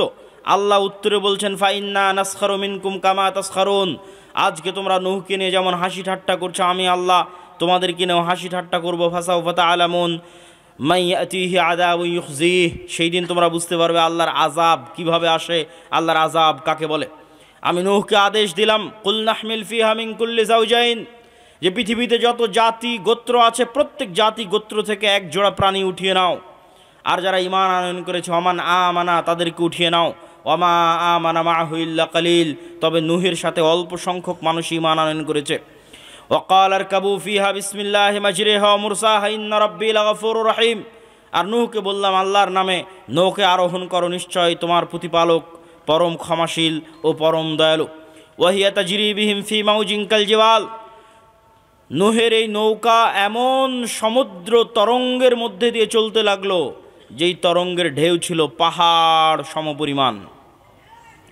আর পাহাড় সমপরিমাণ এই ঢেউয়ের অবস্থার মধ্যে নূহ আলাইহিস সালাতু ওয়াস সালাম তার সন্তানকে বলছেন, ইয়া বুনাইয়া আরকাব মা'না ওয়ালা তাকুম মা'আল কাফিরিন, হে আমার বৎস আমাদের সাথে নৌকায় উঠো, কাফেরদের অন্তর্ভুক্ত হয়েও না। তখন নূহ আলাইহিস সালাতু ওয়াস সালামের সন্তান বলছে, সাআবি ইলা জাবালিন ইয়াসিমুনি, সবচেয়ে উঁচু পাহাড়ে আশ্রয় নিব, সবচেয়ে উঁচু পাহাড়ে আল্লাহর পানি পৌঁছতে পারবে না। নূহ আলাইহিস সালাতু ওয়াস সালাম উত্তরে বললেন, লা আসিমাল ইয়াউম, আজকে আশ্রয় দানকারী আল্লাহর আযাব থেকে, আল্লাহর গজব থেকে, লা আসিমাল ইয়াউম মিন আমরিল্লাহ, পৃথিবীর কোনো উঁচু পাহাড়ও বাঁচবে না আজকে আল্লাহর আযাব এবং গজব থেকে। তাই হলো, যদি হিমালয় পাহাড়ের চূড়ায় গিয়ে আশ্রয় নিয়ে থাকে তো আল্লাহ পানি বাড়াতে বাড়াতে বাড়াতে বাড়াতে হিমালয় পাহাড়কে ডুবিয়ে দিয়েছিলেন, তথা সারা পৃথিবীতে শুধু নিচে ছিল পানি, উপরে ছিল আসমান। এরপরে আল্লাহ বললেন, ইয়া আরদু বলঈ মাআক, হে জমিন তোমার পানি শুষে নাও। ওয়া সামা আকলাই, হে আসমান থেমে যাও, ক্ষান্ত হও, বৃষ্টি বর্ষণ বন্ধ করো। সম্মানিত উপস্থিতি, আরও বিস্তর বর্ণনা আল্লাহ সুবহানাহু ওয়া তাআলা নূহ আলাইহিস সালাতু ওয়াস সালামের কওমকে ধ্বংস করার বর্ণনা দিয়েছে। এই যে নূহ আলাইহিস সালাতু ওয়াস সালামের কওমকে আল্লাহ ধ্বংস করে দিলেন, এই বর্ণনা তাওরাতে আছে, এই বর্ণনা ইনজিলে আছে। আজকের তাওরা, আজকের ইহুদিরা যে তৌরাহ পড়ে, সেই তৌরাতে নূহ আলাইহিস সালাতু ওয়াস সালামের এই মহাপ্লাবনের বর্ণনা আছে। এত বিকৃতির পর, এত পরিবর্ধনের পর আজকের যে বাইবেল খ্রিস্টানেরা পড়ে, সেই বাইবেলে নূহ আলাইহিস সালাতু ওয়াস সালামের এই মহাপ্লাবনের বর্ণনা আছে। পবিত্র কোরআনে নূহ আলাইহিস সালাতু ওয়াস সালামের এই মহাপ্লাবনের বর্ণনা আছে। এই মহাপ্লাবন মহাসত্য। তবে হ্যাঁ, আজকে লস অ্যাঞ্জেলসে যে আগুন জ্বলতেছে তা আল্লাহর এই মহাপ্লাবনের সামনে কিছুই নয়, আল্লাহ সুবহানাহু ওয়া তাআলার এই মহা গজবের সামনে কিছুই নয়। অথচ সামান্য ন্যূনতম সে আগুন কন্ট্রোল করার সক্ষমতা আজকের পৃথিবীর সবচেয়ে শক্তিশালী রাষ্ট্র বলে দাবি করে যে আমেরিকা, তাদের পক্ষে সম্ভব হচ্ছে না। তাদের দুর্বলতা এবং তাদের অক্ষমতা সারা পৃথিবীর মানুষের সামনে ফুটে উঠছে ন্যূনতম সামান্য এক আগুনে, যা নূহ আলাইহিস সালামের এই ভয়াবহ বন্যার কাছে কিছুই নয়। এবার আসেন লূত আলাইহিস সালাতু ওয়াস সালামের কওমকে আল্লাহ কিভাবে ধ্বংস করেছেন। ওয়ালুতান ইয ক্বালা লিকাওমিহি আতাতুনাল ফাহিশাতা মা সাবাকাকুম বিহা মিন আহাদিন মিনাল আলামিন। হে লূত, তুমি তোমার কওমের নিকটে যাও এবং তোমার কওমকে বলো। আর লূত তার কওমের নিকটে গেল এবং বলল, আতাতুনাল ফাহিশাতা, তোমরা কি ওই অশ্লীলতায় লিপ্ত হচ্ছ যেই অশ্লীলতা পৃথিবীতে কোনো জাতি ইতিপূর্বে করেনি, সেই অশ্লীলতায় তোমরা লিপ্ত হয়েছ। এই অশ্লীলতা থেকে বের হয়ে আসো, এই অশ্লীলতা পরিত্যাগ করো। সে অশ্লীলতা ছিল সমকামিতার অশ্লীলতা।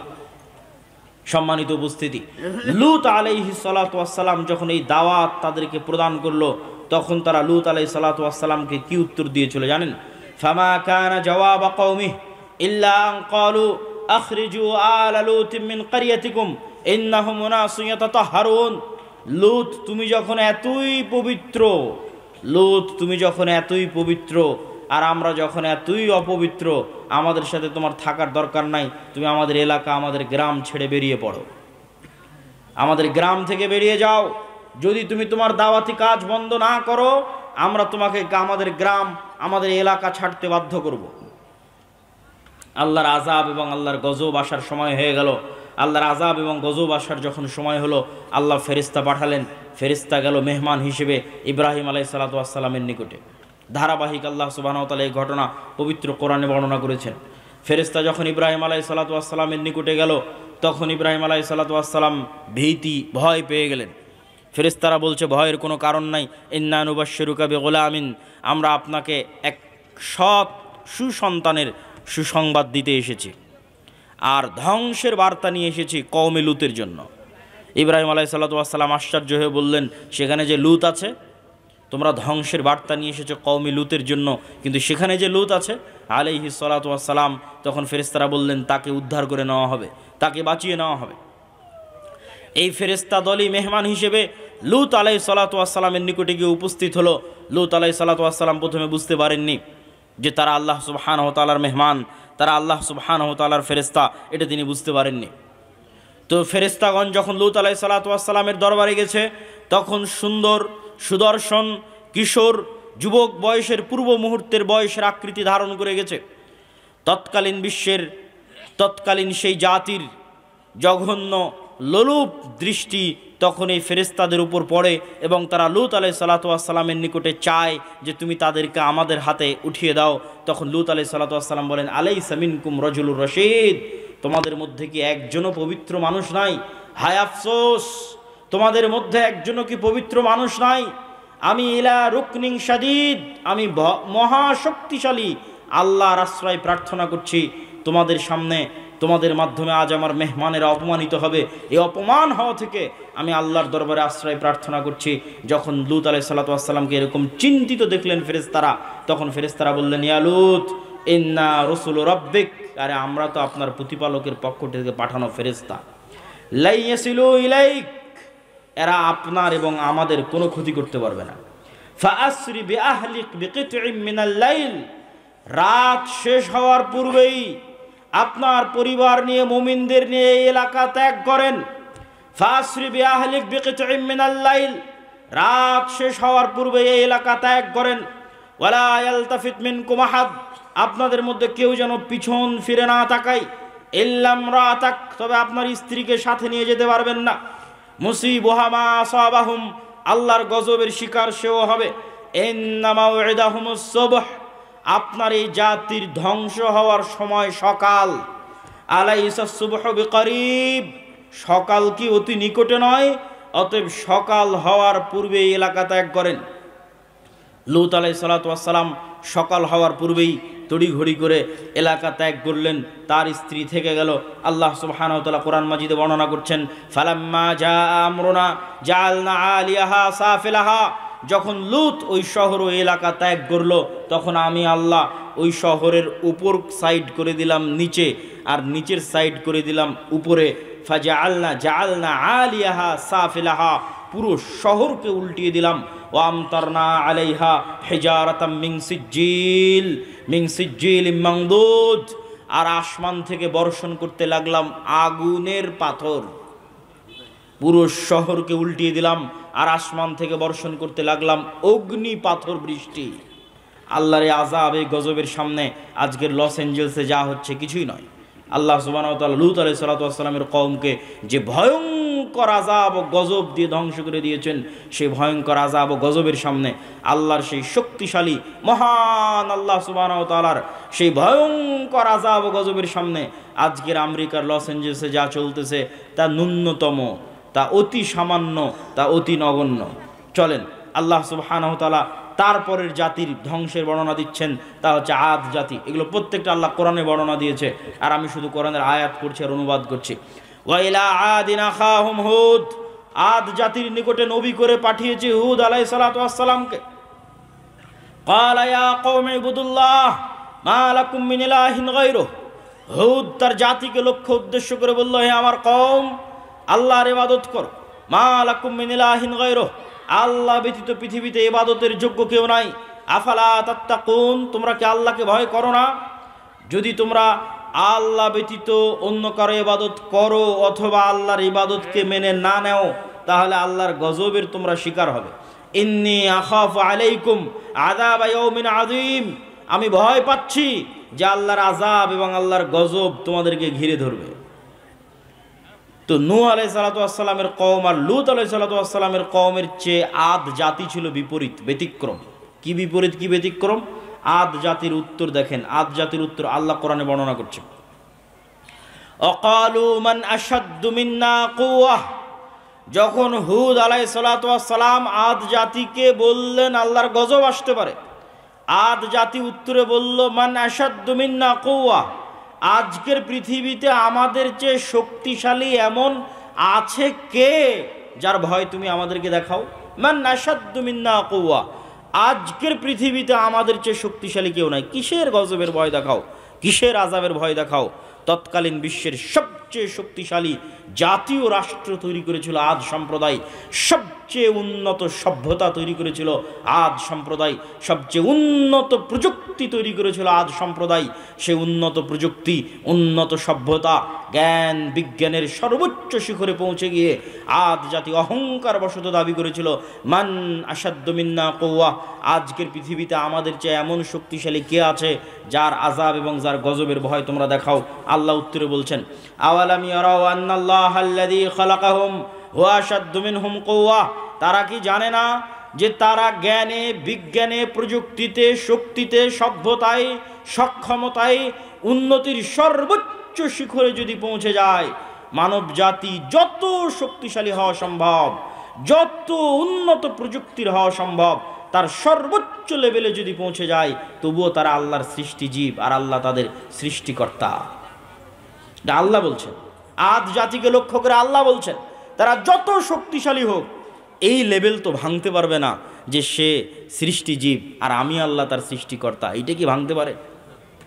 আজকের ইসরায়েল, আজকের আমেরিকা, আজকের ভারত দাবি করতে পারে মান আশাদ্দু মিন্না কুওয়া, আজকের পৃথিবীতে আমাদের যে শক্তিশালী আছে কে, কে শক্তিশালী আছে দাবি করতে পারে।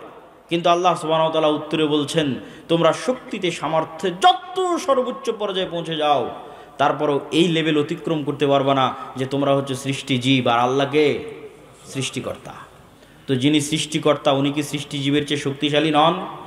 শক্তিশালী, চিরন্তন এবং চিরস্থায়ীভাবে শক্তিশালী।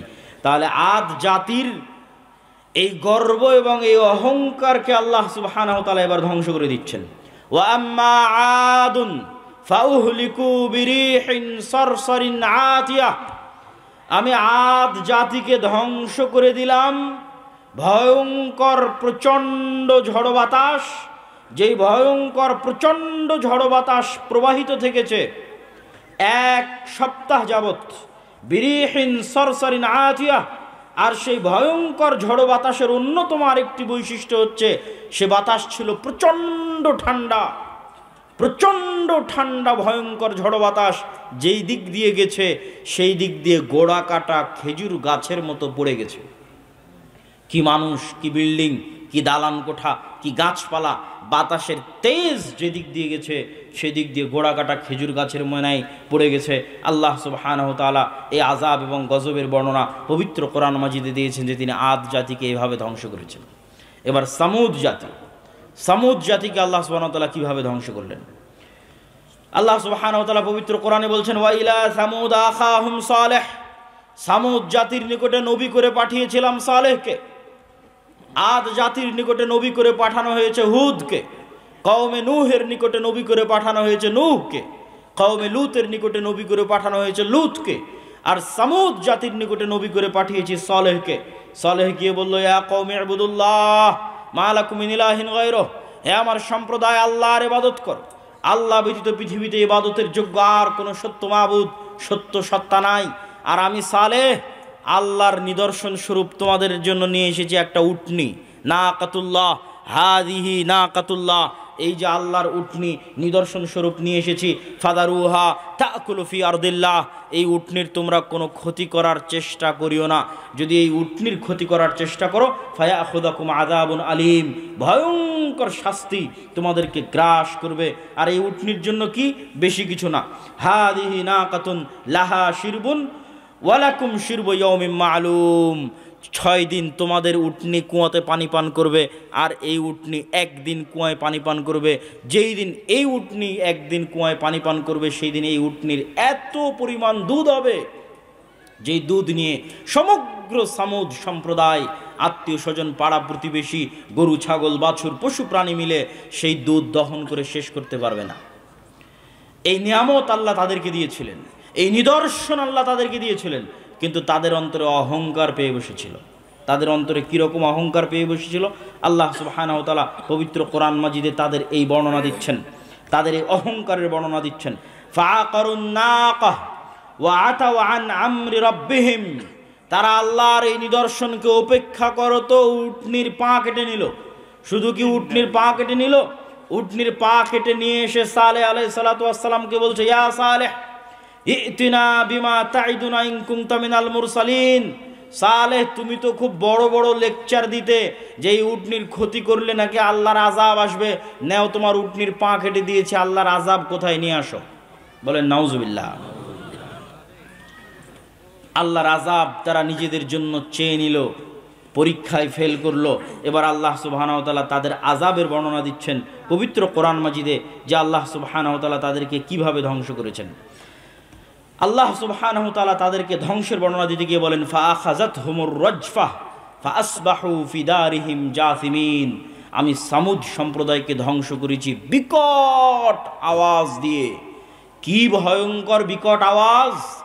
এমন ভয়ঙ্কর বিকট আওয়াজ যে ফাআখাযাতহুমুর রাজফাহ, এমন ভয়ঙ্কর বিকট আওয়াজ যে ফাআসবাহু ফি দারিহিম জাসিমিন, যে যে অবস্থায় ছিল ওই অবস্থায় থেকে গেছে, কিন্তু মারা গেছে। যে যে অবস্থায় ছিল, কেউ হয়তো এক কাপ চা মুখে নিয়ে চায়ের পেয়ালা কাছে ধরেছিল, এই সময় ভয়ঙ্কর বিকট আওয়াজ চলে এসেছে, চায়ের পেয়ালা ওভাবে ধরেই থেকে গেছে, পৃথিবী থেকে বিদায় নিয়ে চলে গেছে ভয়ঙ্কর বিকট আওয়াজে। কেউ হয়তো দৌড়াচ্ছিল, দৌড়ানো অবস্থায় থেকে গেছে। কেউ বসা ছিল, বসা অবস্থায় থেকে গেছে। যে যে অবস্থায় ছিল, লা তাতাহাররাকুল আজসাদ, পুরো একটা জাতি একদিনে, এক সেকেন্ডে, এক বিকট আওয়াজে স্থির অবস্থায় পৃথিবী থেকে ধ্বংস হয়ে গেছে। আল্লাহ বর্ণনা দিচ্ছেন পবিত্র কোরআন মাজিদে এই সামুদ জাতির ধ্বংসের বর্ণনা। আদ জাতির ধ্বংসের বর্ণনার সাথে আজকের আমেরিকার লস এঞ্জেলসে যা চলতেছে কিছুই না, ন্যূনতম, অতি নগণ্য। অথচ এই অতি নগণ্য, অতি দুর্বল আল্লাহর শাস্তি, আল্লাহর আযাব বর্তমান পৃথিবীর সবচেয়ে শক্তিশালী রাষ্ট্র ট্যাকেল দিতে পারছে না। যদি নূহ আলাইহিস সালাতু ওয়াস সালামের মতো আযাব আসে, যদি কওমে লূতের মতো আযাব আসে, যদি আদ জাতির মতো আযাব আসে, যদি সামুদ জাতির মতো আযাব আসে, তাহলে আল্লাহ সুবহানাহু ওয়া তাআলার আযাব এবং এই শাস্তি থেকে বাঁচতে পারবে এরকম কোনো শহর, বন্দর, নগর পৃথিবীতে নাই। এবং এটার চ্যালেঞ্জ আল্লাহ পবিত্র কোরআন মাজিদে দিয়েছেন। আল্লাহ বলছেন, আফা আমিনা আহলুল কুরা আইয়াতিয়াহুম বাসুনা বায়াতাও ওয়া হুম নাইমুন, শহর ও গ্রামবাসী, বন্দরবাসী কি নিজেকে নিরাপদ মনে করে নিয়েছে যে আর আল্লাহর আযাব আসবে না? এখন অত্যাধুনিক প্রযুক্তি, তাই বৃষ্টি কখন হবে জানা যায়, ঝড় কখন হবে জানা যায়, ভূমিকম্প কখন হবে জানা যায়, সকল আশ্রয় কেন্দ্র আছে, পুনর্বাসন কেন্দ্র আছে, ফায়ার সার্ভিস আছে। এরকম উন্নত প্রযুক্তির যুগে, কম্পিউটার, মোবাইল, বিজ্ঞান, ক্যামেরার যুগে, ওয়েবসাইট, গুগল, সব কিছুর যুগে, চ্যাট জিপিটির যুগে মানুষ কি মনে করে নিয়েছে যে আল্লাহর আযাব আর আসবে না? আফা আমিনা আহলুল কুরা ইয়াতিয়াহুম বাসুনা বায়াতান ওয়া হুম নাইমুন। শহর, বন্দর, নগরবাসী, পৃথিবীর উন্নত থেকে উন্নত শহরবাসী, New York, Washington, London, Dubai, Singapore, ঢাকার মানুষ কি মনে করে নিয়েছে আল্লাহর আযাব আসবে না? এমতো অবস্থায় যে তারা ঘুমন্ত, এমতো অবস্থায় যে তারা দুপুরের পর বিশ্রাম নিচ্ছে, এমতো অবস্থায় যে তারা খেল তামাশায় মত্ত, এমতো অবস্থায় তাদের কাছে আল্লাহর আযাব আসবে না, এই নিশ্চিত, এই গ্যারেন্টি, এই নিশ্চয়তা তাদেরকে কে দিল? আল্লাহ সুবহানাহু ওয়া তাআলা পবিত্র কোরআন মাজিদের এই সারমর্ম, এই সামারি বলার মাধ্যমে আপনাদের সামনে এতটুকুই, বক্তব্যের এই প্রথম অংশে এতটুকু তুলে ধরতে চেয়েছি যে আল্লাহর আযাব এবং আল্লাহর গজব থেকে পৃথিবীতে কেউ মুক্ত নয়, আল্লাহর আযাব এবং গজবের ভয়ে থাকতে হবে। বক্তব্যের দ্বিতীয় অংশ হচ্ছে ইসলামের সামগ্রিক বিজয় কিভাবে সম্ভব। ইসলামের সামগ্রিক বিজয় কিভাবে সম্ভব, এই পয়েন্টে বাংলাদেশের প্রায় সব জায়গায়, সব ইউনিভার্সিটি, কলেজ, যেখানে যেখানে যাওয়ার সুযোগ হচ্ছে, সম্ভব হচ্ছে, সেখানে আলোচনা তুলে ধরছি। আপনাদের কাছেও তুলে ধরা দরকার, কেননা আমাদের মধ্যে অনেক মানুষ মনে করছে যে হ্যাঁ, গণতান্ত্রিক নির্বাচনের মাধ্যমে আমি রাষ্ট্র ক্ষমতায় ইসলাম প্রতিষ্ঠা করব। আবার কেউ মনে করছে যে না, এইভাবে ওইভাবে রাষ্ট্র ক্ষমতায় ইসলাম প্রতিষ্ঠিত হবে। আসলে রাষ্ট্রে ইসলাম প্রতিষ্ঠিত হওয়া বলতে কি বুঝায়, এই জিনিসটা আগে আমাকে এবং আপনাকে বুঝতে হবে। রাসূলুল্লাহ সাল্লাল্লাহু আলাইহি ওয়াসাল্লাম এক হাদিসে বলছেন, কিয়ামতের পূর্ব মুহূর্তের নিকটবর্তীর বর্ণনা দিতে গিয়ে বলছেন, লা তাকুমুস সাআহ হাত্তা ইয়ানজিলা ঈসা ইবনে মারইয়াম। কিয়ামত ততক্ষণ পর্যন্ত হবে না যতক্ষণ না মারিয়ামের সন্তান ঈসা পৃথিবীতে নেমে না আসে। আর মারিয়ামের সন্তান ঈসা পৃথিবীতে নেমে এসে কি করবে জানো? মারিয়ামের সন্তান ঈসা পৃথিবীতে নেমে এসে ইয়াকসিরুস সালিব, ক্রুশ ভেঙে দিবে, ওয়া ইয়াকতুলুল খিনজির, শুকুরকে হারাম ঘোষণা করবে, আর সমগ্র পৃথিবীতে হাকামান মুকসিতা, ন্যায় বিচার প্রতিষ্ঠা করবে। এটা হলো রাষ্ট্রে ইসলামের ব্র্যান্ডিং। যে ঈসা আলাইহিস সালাতু ওয়াস সালামের যে শাসন ব্যবস্থা হবে, ওই শাসন ব্যবস্থা ইসলামী শাসন ব্যবস্থা না অন ইসলামিক শাসন ব্যবস্থা? ইসলামী শাসন ব্যবস্থা। তো ইসলামী শাসন ব্যবস্থার ব্র্যান্ডিং করছেন আল্লাহর নবী, যে ঈসা আলাইহিস সালাতু ওয়াস সালাম যতক্ষণ না আসবে কিয়ামত হবে না। উনি আসবেন, এসে কি করবেন? সমগ্র পৃথিবীতে ন্যায় বিচার প্রতিষ্ঠা করবেন। তাহলে ইসলামী শাসন ব্যবস্থার ব্র্যান্ডিং হচ্ছে ন্যায় বিচার। ইসলামী শাসন ব্যবস্থার ব্র্যান্ডিং হচ্ছে ন্যায়পরায়ণতা। তো আজকের যুগের আমরা মুসলমানেরা নিজেরাই তো ন্যায়পরায়ণ নই, সত্যবাদী নই, তো রাষ্ট্রে কিভাবে ন্যায় বিচার প্রতিষ্ঠা করব? ঈসা আলাইহিস সালাম যদি তার নিজের ব্যক্তিগত জীবনে ন্যায়পরায়ণ না হয়, উনি কি রাষ্ট্রের ন্যায় বিচার প্রতিষ্ঠা করতে পারবে? আপনাকে আমি উদাহরণ দিয়ে বলি, কাপাসিয়া টোক, গাজীপুরের মানুষ খুব ভালোভাবে জানেন। আপনি আপনার পাড়া প্রতিবেশী, আশেপাশের অঞ্চল, কি হানাফি কি আহলে হাদিস, একটু নজর দিয়ে দেখেন, নজর বুলিয়ে দেখেন যে বাবার মৃত্যুর পর কতজন ভাই তার বোনকে পিতার সম্পত্তিতে ন্যায্য হিস্সা ন্যায়ের সাথে, ন্যায় পরায়ণতার সাথে বুঝিয়ে দিয়েছে। ন্যায়ের সাথে একে তো আছে দেয়নি, আর এক দল আছে যদি দিয়ে থাকে তাহলে সবচেয়ে দামি জমিটা নিজে নিয়েছে, আর বিলের মধ্যে পানিতে ডুবে থাকা জমিটা বোনকে দিয়েছে। এটা কি ন্যায় হয়েছে? ন্যায় হয়নি, অন্যায় হয়েছে। এবার বলেন, এই মুসলমান, যেই মুসলমান নিজেকে মুসলিম বলে দাবি করছে, সে ন্যূনতম তার পরিবারে তার রক্তের সম্পর্কের বোনকে আল্লাহর দেওয়া সম্পত্তি ন্যায়ের সাথে বুঝিয়ে দিতে পারেনি। ওই মুসলমানকে যদি আমি আজকে রাষ্ট্রের দায়িত্ব দিই, 16 বছর যা দুর্নীতি হয়েছে ও তার কয়েক গুণ বেশি দুর্নীতি হয়েছে। 16 বছর যা জুলুম হয়েছে ও তার চেয়ে বেশি জুলুম করবে, কেননা সে তার পরিবারে তার বোনের সাথে ন্যায় প্রতিষ্ঠা করতে পারেনি। কেমনে সম্ভব যে সে রাষ্ট্রের দায়িত্ব বলে রাষ্ট্রের ন্যায় বিচার প্রতিষ্ঠা করবে? উদাহরণ 2, আপনাদের এই কাপাসিয়া টোক, গাজীপুর অঞ্চলের মানুষ মিলিয়ে দেখেন, এরকম অসংখ্য জায়গায় বিবাহ হচ্ছে যেখানে মুসলিম মেয়ের বিবাহ হচ্ছে যৌতুকের ভিত্তিতে। যৌতুক নিচ্ছে কে? মুসলমান যৌতুক নিচ্ছে। মুসলিম সন্তান, মুসলিম যুবক, মুসলিম পিতা যৌতুক নিচ্ছে। বিবাহে উপস্থিত আছে হাজি, নামাজি, আলেম, আলহাজ, ওমরাকারী, দানবীর, কাজী, এমন কে নাই যে বিবাহে উপস্থিত নাই? সবাই মুসলমান, সবাই আল্লাহওয়ালা, সবার দাড়ি টুপি আছে, সবার চোখের সামনে একটা মেয়ের সাথে এবং একটা মেয়ের পরিবারের সাথে অন্যায় হচ্ছে। কি হচ্ছে? কথা বলেন না কেন? কি হচ্ছে? অন্যায় হচ্ছে। আপনি নিশ্চিত থাকেন, এই যে যুবক তার স্ত্রীর কাছে যৌতুক নিয়েছে, এই যে ছেলের পরিবার যে ওই মেয়ের পরিবারের থেকে যৌতুক নিয়েছে, আর ওই বিবাহে যত মুসলমান উপস্থিত হয়েছে, এদেরকে আজ এখন যদি রাষ্ট্রের দায়িত্ব দেওয়া হয়, তো গত 16 বছর যা দুর্নীতি হয়েছে আর একদিনে তার চেয়ে বেশি দুর্নীতি করবে। তাহলে কিভাবে আপনি বলবেন যে ইসলাম রাষ্ট্র ক্ষমতায় প্রতিষ্ঠিত হবে? এই সমস্ত মুসলমানদের দিয়ে, যারা অন্যায়কারী, মিথ্যুক, দুর্নীতিবাজ, তাদের দিয়ে ইসলাম প্রতিষ্ঠিত হবে রাষ্ট্রে? অসম্ভব, অসম্ভব। ইসলামের ব্র্যান্ডিংই হচ্ছে ন্যায় বিচার প্রতিষ্ঠা। তো ন্যায় বিচার প্রতিষ্ঠা করতে হলে আগে আপনাকে ন্যায়পরায়ণ হতে হবে, এবং ন্যায়পরায়ণ হওয়ার গুরুত্ব, তাৎপর্য কোরআন এবং হাদিসে কত বেশি। রাসূলুল্লাহ সাল্লাল্লাহু আলাইহি ওয়াসাল্লাম বলছেন, সাবআতু ইউদিল্লুহুমুল্লাহ ইয়াওমা লা দিল্লা ইল্লা দিল্লুহ, 7 শ্রেণীর মানুষকে কঠিন কিয়ামতের মাঠে বিশেষ ছায়া দেওয়া হবে। তার 1 নম্বরে কোনো নামাজি, হাজি, তাহাজ্জুদ গুজার দানবীরকে স্থান দেওয়া হয়নি, স্থান দেওয়া হয়েছে ইমামুন আদিল, ন্যায়পরায়ণ দায়িত্বশীলকে স্থান দেওয়া হয়েছে। ন্যায়পরায়ণতা বড় কঠিন জিনিস, বড় ভয়ঙ্কর জিনিস। রাসূলুল্লাহ সাল্লাল্লাহু আলাইহি ওয়াসাল্লাম সন্তানদের মধ্যে আদর করতেও ন্যায় প্রতিষ্ঠা করতে বলেছেন। আল্লাহ সুবহানাহু ওয়া তাআলা বিবাহ করতে গিয়ে স্ত্রীর উপর ন্যায় প্রতিষ্ঠা করতে বলেছেন। ন্যায় নিশ্চিত না করতে পারলে অতিরিক্ত বিবাহ করতে নিষেধ করেছেন। আল্লাহ সুবহানাহু ওয়া তাআলা ন্যায়ের আদেশ দিতে গিয়ে বলেন, ইন্নাল্লাহা ইয়া'মুরুকুম বিল আদল, আল্লাহ তোমাদেরকে ন্যায়ের আদেশ দিচ্ছে। আল্লাহ ন্যায়ের আদেশ দিতে গিয়ে বলেন, ওয়ালা ইয়াজরিমান্নাকুম শানআনু কওমিন আলা আল্লাহ তা'দিলু, দুনিয়ার মানুষ, দুনিয়ার মুসলমানেরা, মুমিনেরা জেনে রাখো, কোনো জাতি, কোনো গোত্র, কোনো সম্প্রদায়ের প্রতি তোমার অন্তরে যে রাগ, ক্ষোভ, বিদ্বেষ লুকিয়ে আছে, এটা যেন তার প্রতি ন্যায় আচরণ করতে তোমাকে বাধা না দেয়। এটাই তাকওয়া। ন্যায়পরায়ণ হওয়াই তাকওয়া। কেননা আল্লাহ নিজে ন্যায়পরায়ণ। পৃথিবীতে যত নবী রাসূল পাঠিয়েছেন সব ন্যায়পরায়ণ। আর আপনি মুসলমানদের বাড়ি ঘর, রাষ্ট্র, পরিবার, ফ্যামিলি, ইসলামী দল, ইসলামী আন্দোলন, ইসলামী সংগঠন, মসজিদ, মাদ্রাসা, যেখানে যাবেন বাহ্যিক রিচুয়ালস আছে, বাহ্যিক আনুষ্ঠানিকতা আছে, নাই তো কি নাই? ন্যায় নাই। ইসলামী দলের আমির ওই কর্মীকেই পদ দিয়ে রেখেছে যে বেশি চামচামি করে, আর ওই কর্মীকে দল থেকে বের করে দিয়েছে যে বেশি কর্মঠ হয়ে কাজ করে। তো ওই আমির তো তার দলই ন্যায় প্রতিষ্ঠা করতে পারেন, ও রাষ্ট্রে কিসের ন্যায় প্রতিষ্ঠা করবে? মাদ্রাসার পরিচালক, মসজিদের সভাপতি, তার মসজিদের ইমাম, মুয়াজ্জিন, খাদেম, মাদ্রাসার স্টাফ, দায়িত্বশীল, তাদের প্রতি ন্যায় প্রতিষ্ঠা করতে পারেনি, তো রাষ্ট্রে কিসের ন্যায় প্রতিষ্ঠা করবে? নামাজ আছে, বাহ্যিক আনুষ্ঠানিকতা আছে, কিন্তু নেতা হওয়া যায় না এগুলো দিয়ে। নেতা হতে হলে ন্যায়পরায়ণতা লাগে, নেতা হতে হলে সত্যবাদিতা লাগে।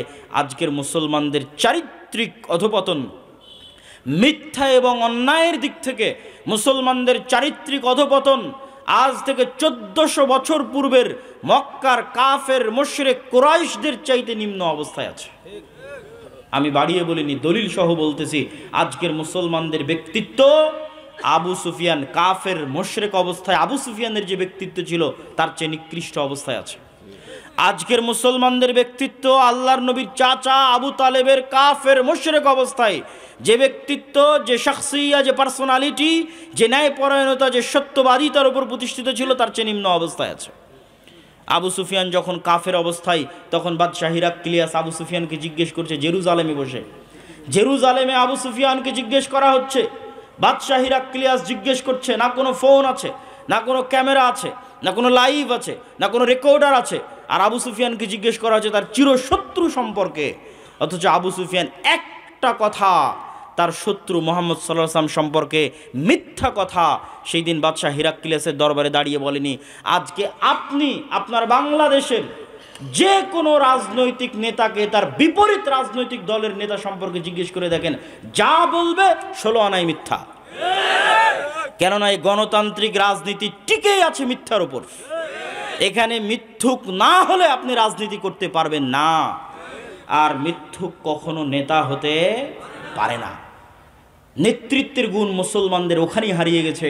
আমেরিকা, ইউরোপ গিয়ে দেখেন মুসলমানেরা কাফের মুশরিকের কাছে মিথ্যা বলছে 2 টাকা বেশি পাওয়ার জন্য, মিথ্যার উপর প্রতিষ্ঠিত হয়ে আছে। রূপগঞ্জের মানুষকে দেখেছি গত নির্বাচনের সময় যে সব এমপির কাছ থেকে টাকা নিয়ে বলেছে তাকে ভোট দিবে। মিথ্যুক। মুসলমানদের বেসিক যে গুণ, সেই গুণ তারা হারিয়ে ফেলেছে। কেমনে তারা নেতা হবে, কেমনে তারা কল্পনা করে যে ইসলামকে তারা রাষ্ট্র ক্ষমতায় প্রতিষ্ঠিত করবে, কেমনে, কোন দিক থেকে, কোন সেন্সে? রাসূলুল্লাহ সাল্লাল্লাহু আলাইহি ওয়াসাল্লাম বলেন, সালাসুন মান কুন্না ফিহি, তিনটে বৈশিষ্ট্য যার মধ্যে থাকবে সে মুনাফিকান খালিসা, খাঁটি মুনাফিক। ইজা হাদ্দাসা কাযাবা, কথা বললে মিথ্যা বলে, ওয়াদা করলে ভঙ্গ করে, আর দায়িত্ব দেওয়া হলে দায়িত্বের খেয়ানত করে। যখন দায়িত্ব দেওয়া হয় সেই দায়িত্বের খেয়ানত করে, সব হচ্ছে মুনাফিক। আপনি কত ওসি, ডিসি, এসপি, মন্ত্রী, মিনিস্টার, রেসিডেন্ট, সাব রেজিস্ট্রার নেবেন যারা নামাজি, আল্লাহওয়ালা, হাজি, কিন্তু সে যে পদে দায়িত্ব পালন করছে ওই দায়িত্বের সাথে খেয়ানত করতেছে। কিন্তু আমরা তাদেরকে বুঝাতে পারিনি ইসলাম কি। বুঝাতে না পারার কারণে মানুষ বলে যে আমি প্রশ্ন ফাঁসের টাকা আল্লাহর রাস্তায় দান করব। কেমনে বলে? এটা আমাদের ব্যর্থতা। আমরা যারা দায়ী, আলেম, ওলামা, তাদের ব্যর্থতা। একজন এসিল্যান্ড, একজন সাব রেজিস্ট্রার তার দায়িত্বের জায়গায় খেয়ানত করে, কেমনে কল্পনা করে যে ওই দায়িত্বের খেয়ানতের মাধ্যমে যে অর্থ উপার্জন করেছে সেই অর্থ আল্লাহ রাস্তায় দান করে সে জান্নাতে যাবে? অথচ আল্লাহর নবী বলে গেছে সে মুনাফিক। কি বলে গেছে? মুনাফিক। দায়িত্ব দেওয়া হয়েছে, দায়িত্ব পালন আমানতের সাথে পালন করেনি, মুনাফিক। তো মুনাফিক মুসলিমের নামাজ দিয়ে কি হবে? মুনাফিক মুসলিমের হজ, উমরা, দান দিয়ে কি হবে? তাকে আল্লাহ কখনো নেতা বানাবেন না। কেননা এই ধরনের মানুষ গোলাম হওয়ার জন্য পৃথিবীতে এসেছে, আজীবন গোলাম থাকবে। এই জন্য রাসূলুল্লাহ সাল্লাল্লাহু আলাইহি ওয়াসাল্লাম মুসলমানদের যেন সেলফ রেসপেক্ট ঠিক থাকে, মুসলমানদের যেন আত্মমর্যাদা, আত্মসম্মান ঠিক থাকে। মিথ্যা বললে আত্মসম্মান থাকে না, অন্যায় করলে আত্মসম্মান থাকে না, নেতা হওয়া যায় না। তো মুসলমানেরা যেন নেতা হতে পারে, মুসলমানদের যেন আত্মমর্যাদা, আত্মসম্মান ঠিক থাকে। এই জন্য আল্লাহর নবী বলতেন, তার নিজের আত্মমর্যাদা, আত্মসম্মান ঠিক রাখার জন্য বলতেন, আল্লাহুম্মা ইন্নী আউযু বিকা মিনাল মাআসামি ওয়াল মাগরাম। আল্লাহ, পাপ থেকে বাঁচতে চাই, কর্জ থেকে বাঁচতে চাই, ঋণ থেকে বাঁচতে চাই। আর এক দোয়ার মধ্যে আল্লাহ নবী বলছেন, আল্লাহুম্মা ইন্নী আউযু বিকা মিনাল হাম্মি ওয়াল হুজনি। বলতে বলতে বলছেন, ওয়া গালাবাতিদ দাইনি বা ওয়াজালঈদ দাইনি। হে আল্লাহ, ঋণের বোঝা থেকে পরিত্রাণ চাই, ঋণের বোঝা থেকে বাঁচতে চাই। আল্লাহর নবীকে জিজ্ঞেস করা হলো, কেন আপনি এত লোন থেকে বাঁচতে চান? আল্লাহর নবী উত্তরে বলছেন, ইজাস্তাদানা রাজুল বাদা ইউকাযযিব। মানুষ যখন লোন নেওয়া শুরু করে মিথ্যা বলা শুরু করে। এইটা ছিল আমাদের মূল পয়েন্ট, যে মুসলমানের আত্মমর্যাদা যেন নষ্ট না হয়। মিথ্যা বললে আত্মসম্মান থাকে না। এই জন্য আল্লাহর নবী নিজে লোন থেকে বাঁচতে চাইতেন, মুসলিম উম্মাকে লোন থেকে বাঁচার জন্য বলতেন। কিন্তু আপনি যান গ্রামে গঞ্জে, কয়টা বাড়ি আপনি খুঁজে পাবেন যারা কিস্তির সুদের ভিত্তিতে লোন নেয়নি, আর প্রত্যেক দিন ওই লোনওয়ালাকে, ওই কিস্তিওয়ালাকে মিথ্যা বলতেছে না।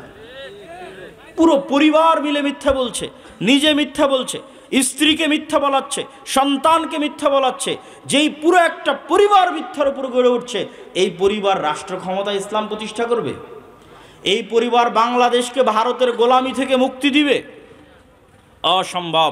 আমি বলেছি, এই জন্য আমার কথা মনোযোগ দিয়ে মনে করে যাবেন। আমি বলেছি, মুসলমানদের নিজের দিনের উপর কনফিডেন্স নাই, মুসলমানদের নিজের দিনের উপর, নবীর সুন্নাতের উপর কনফিডেন্স নাই। কার থেকে উদাহরণ দেখবেন? ইহুদির থেকে উদাহরণ দেখবেন, আর হিন্দুর থেকে উদাহরণ দেখবেন। 1947-এ ভারত প্রতিষ্ঠা হয়েছিল সেকুলারিজমের উপর। জওহরলাল নেহরু, গান্ধী, মাওলানা আবুল কালাম আজাদ প্রতিষ্ঠা করেছিলেন সেকুলারিজমের উপর। আর 47-এ পাকিস্তান আর বাংলাদেশ প্রতিষ্ঠা হয়েছিল ইসলামের নামে, ইসলামের উপর। আজ 70, 75, 80 বছর পার হয়ে গেছে, ভারত সেকুলারিজম থেকে বের হয়ে হিন্দুত্ববাদের মতো একটা ভ্রান্ত মতবাদকে রাষ্ট্রে প্রতিষ্ঠিত করেছে।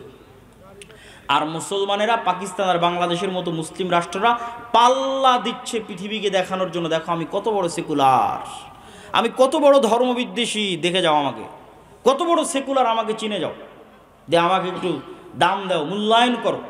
আজকের বাংলাদেশের মুসলমানেরা ভারতের যে ঘটনাগুলো আছে সেগুলো নিয়ে ট্রল করে, যুবকরা ট্রল করে, ফেসবুক, ইউটিউব, বলে তাদের টয়লেট নাই, বা উমুক নাই, তুমুক নাই, বা তারা গোমূত্র পান করে ইত্যাদি নিয়ে ট্রল করে। আমার কথা হচ্ছে, ও যদি গোমূত্রও পান করে, তো গোমূত্রের মতো একটা ভ্রান্ত জিনিসের উপর তার কনফিডেন্স কোন লেভেলের, যে ওইটাকে রাষ্ট্র পর্যন্ত নিয়ে চলে গেছে। তুমি তোমার নবীর কয়টা সুন্নাত তোমার জীবনে, তোমার পরিবারে, তোমার সমাজে, তোমার রাষ্ট্রে বাস্তবায়ন করেছো? তুমি কত বড় মরদ দেখাও। হিন্দুরা মরদ, ভারতের হিন্দুরা মরদ, তাই হিন্দুত্ববাদকে রাষ্ট্রে প্রতিষ্ঠিত করেছে। তুমি কোন লজ্জায় তাকে নিয়ে ট্রল করো? তুমি যদি তাকে নিয়ে ট্রল করতে চাও, তো তোমার নবীর সুন্নাতকে তোমার জীবনে বাস্তবায়ন করে দেখাও, যে হ্যাঁ আমি পুরুষ, আমি কাপুরুষ না, আমি সাহসী বীর পুরুষ, আমারও আমার নবীর দিনের সুন্নাতের উপর কনফিডেন্স আছে, আত্মবিশ্বাস আছে। লন্ডন শহরে জরিপ চালান, কয়টা ইহুদির মুখে দাঁড়িয়ে আছে আর কয়টা মুসলমানের মুখে দাঁড়িয়ে আছে। মুসলমানের তার নবীর সুন্নাতের উপর আত্মবিশ্বাস কতটুকু, আর ইহুদির তার নবীর সুন্নাতের উপর আত্মবিশ্বাস কতটুকু, জরিপ চালান। আত্মবিশ্বাস বিক্রি করে দিয়ে, আত্মমর্যাদা বিক্রি করে দিয়ে কখনো আপনি মুক্তি পাবেন না, গোলামি থেকে মুক্তি পাবেন না। আপনাকে নিজের নবীর সুন্নাতের উপর কঠোর থেকে কঠোর আস্থাভাজন হতে হবে, আত্মবিশ্বাসী হতে হবে, দৃঢ় সংকল্প হতে হবে, ন্যায়পরায়ণ হতে হবে, সত্যবাদী হতে হবে, তবে আপনি নেতা হতে পারবেন। অটোমেটিক আপনার মতো মানুষকে দিয়ে আল্লাহ রাষ্ট্র ক্ষমতা ইসলাম প্রতিষ্ঠা করে দিবে, জোর করা লাগবে না, আল্লাহর দয়ায় প্রতিষ্ঠিত হয়ে যাবেন। আর যদি ন্যায় না থাকে, সত্য না থাকে, নিজের নবীর দিনের উপর কনফিডেন্স না থাকে, কম্প্রোমাইজ করার মানসিকতা থাকে, তাহলে যতই বক্তব্য দেন, অন্তত আপনার মতো মানুষকে দিয়ে আল্লাহর ঠেকা পড়ে নিজের রাষ্ট্রে ইসলাম প্রতিষ্ঠা করতে হবে, দিয়ে ইসলামকে কলঙ্কিত করতে হবে। বিকৃত ইসলাম প্রতিষ্ঠা করে, কম্প্রোমাইজড ইসলাম প্রতিষ্ঠা করে ইসলামকে কলঙ্কিত করতে হবে, এই ঠেকা আল্লাহ সুবহানাহু ওয়া তাআলার পড়েনি। সম্মানিত উপস্থিতি, বক্তব্য আমি দীর্ঘায়িত করতে চাই না। বক্তব্যের এই পর্যায়ে এসে আপনাদের সাথে কয়েকটি জরুরি গুরুত্বপূর্ণ কথার 1 নম্বর জরুরি গুরুত্বপূর্ণ কথা হচ্ছে, আগামী 13-14 ফেব্রুয়ারি কি আছে বলতে পারবেন? আগামী 13-14 ফেব্রুয়ারি আপনাদের এখান থেকে খুবই নিকটে এখনও জামিয়া সালাফিয়া রূপগঞ্জ নারায়ণগঞ্জে মদিনা ইসলামী বিশ্ববিদ্যালয়ের একজন প্রফেসর অবস্থান করছেন, ছাত্রদেরকে দার্স দিচ্ছেন। আল জামিয়া সালাফিয়া বাংলাদেশের মাটিতে এমন এক ব্যতিক্রম প্রতিষ্ঠান যেখানে সবসময় বিদেশি শিক্ষক অবস্থান করে, ভারত, পাকিস্তান, সৌদি আরব সব দেশের শিক্ষক মণ্ডলী সবসময় অবস্থান করে, এরকম এক ব্যতিক্রম শিক্ষা প্রতিষ্ঠানের নাম জামিয়া সালাফিয়া। আগামী 13-14 ফেব্রুয়ারি পাকিস্তানের আহলে হাদিসদের সিংহপুরুষ আল্লামা ইহসান ইলাহি জহির রাহিমাহুল্লাহ, আল্লামা ইহসান ইলাহি জহির রাহিমাহুল্লাহর সন্তান আল্লামা ইবতিসাম ইলাহি জহির রাহিমাহুল্লাহ আপনাদের জামিয়া সালাফিয়াতে আসতেছে। আপনাদেরকে ব্যাপক উপস্থিতির মাধ্যমে তাকে স্বাগতম জানাতে হবে, বলেন ইনশাআল্লাহ। আপনাদের স্বতঃস্ফূর্ত অংশগ্রহণের উদাত্ত আহ্বান। 2, আদ-দাওয়া ইলাল্লাহর মাধ্যমে মসজিদ ভিত্তিক দিন শিক্ষা। আপনাদের এই অঞ্চলে প্রায় 19-20 থেকে 30টা আহলে হাদিস মসজিদ আছে। এই মসজিদগুলোতে মক্তব চলে কিনা, মক্তব চললে ভালোভাবে চলে কিনা, শিক্ষকের ট্রেনিং আছে কিনা, সিলেবাসের বাস্তবায়ন আছে কিনা, কেউ খোঁজ খবর নেয় কিনা, একদিন একটু বসে আপনাদের মসজিদের ইমামদেরকে আল জামিয়া সালাফিয়া ডাঙ্গিপাড়া পবা রাজশাহীতে পাঠান। কোনো যাতায়াত খরচ দিতে হবে না, কোনো থাকা খাওয়া খরচ দিতে হবে না, কোনো ট্রেনিং ফি দিতে হবে না। ওই ইমামের এখান থেকে রাজশাহী যাওয়ার খরচও আর দাওয়া ইলাল্লাহ দিবে, জামিয়া সালাফিয়া দিবে। আবার 10 দিন ব্যাপী ওখানে থাকবে, খাবে, ট্রেনিং দিবে, তার সকল ব্যবস্থাপনা জামিয়া সালাফিয়া দাওয়া ইলাল্লাহ করবে। আবার ওখান থেকে রওনা দিয়ে আপনার কাপাসিয়া টোক গাজীপুরে আসবে, সেটার যাতায়াত খরচও তার হাতে দিয়ে হবে। আবার মক্তবে যে সিলেবাসটা বাস্তবায়ন করবে, সেই বইটা পর্যন্ত কত ছাত্র সংখ্যা মক্তবে উপস্থিত আছে তার উপর ভিত্তি করে সম্পূর্ণরূপে ফ্রি দেওয়া হবে। এই ব্যবস্থাপনা নিয়ে আমরা অপেক্ষা করছি। আপনি যদি না যান তাহলে এর জবাব আপনি দিবেন আল্লাহর দরবারে, আমরা আল্লাহ সুবহানাহু ওয়া তাআলার দরবারে দিব না। আমরা বিশ্বাস করি শুধু মাদ্রাসা প্রতিষ্ঠা করে 2% মুসলমানকে দিন শেখানো সম্ভব, আর মসজিদগুলোকে শক্তিশালী প্রতিষ্ঠান বানিয়ে 100% মুসলমানকে দিন শেখানো সম্ভব। অতএব মসজিদগুলোকে আর দাওয়া ইলাল্লাহর সাথে সম্পৃক্ত করেন। সকল ব্যবস্থাপনা নিয়ে আমরা বসে আছি। আপনাকে এক ধাপ একটু এগিয়ে আসতে হবে, আপনাকে এক ধাপ একটু উদার হতে হবে। 3, মাসিক আল ইতিসাম। যদিও আজকে কোনো বই পুস্তক কিছুই নিয়ে আসেনি, তারপরেও আপনাদের সামনে বলে যাই, বাংলাদেশের এক ব্যতিক্রম পত্রিকা যার ফতোয়া এই বিদেশি আলেম ওলামাদের উপস্থিতিতে, দেশি আলেম ওলামাদের উপস্থিতিতে, শাইখ আব্দুর রাজ্জাক বিন ইউসুফের উপস্থিতিতে লেখা হয়, পর্যালোচনা পরিচালনা করা হয়, সেই ফতোয়া আপনাদের কাছে আসে। আমি নিয়মিত লিখি, সম্পাদকীয় লেখা আছে।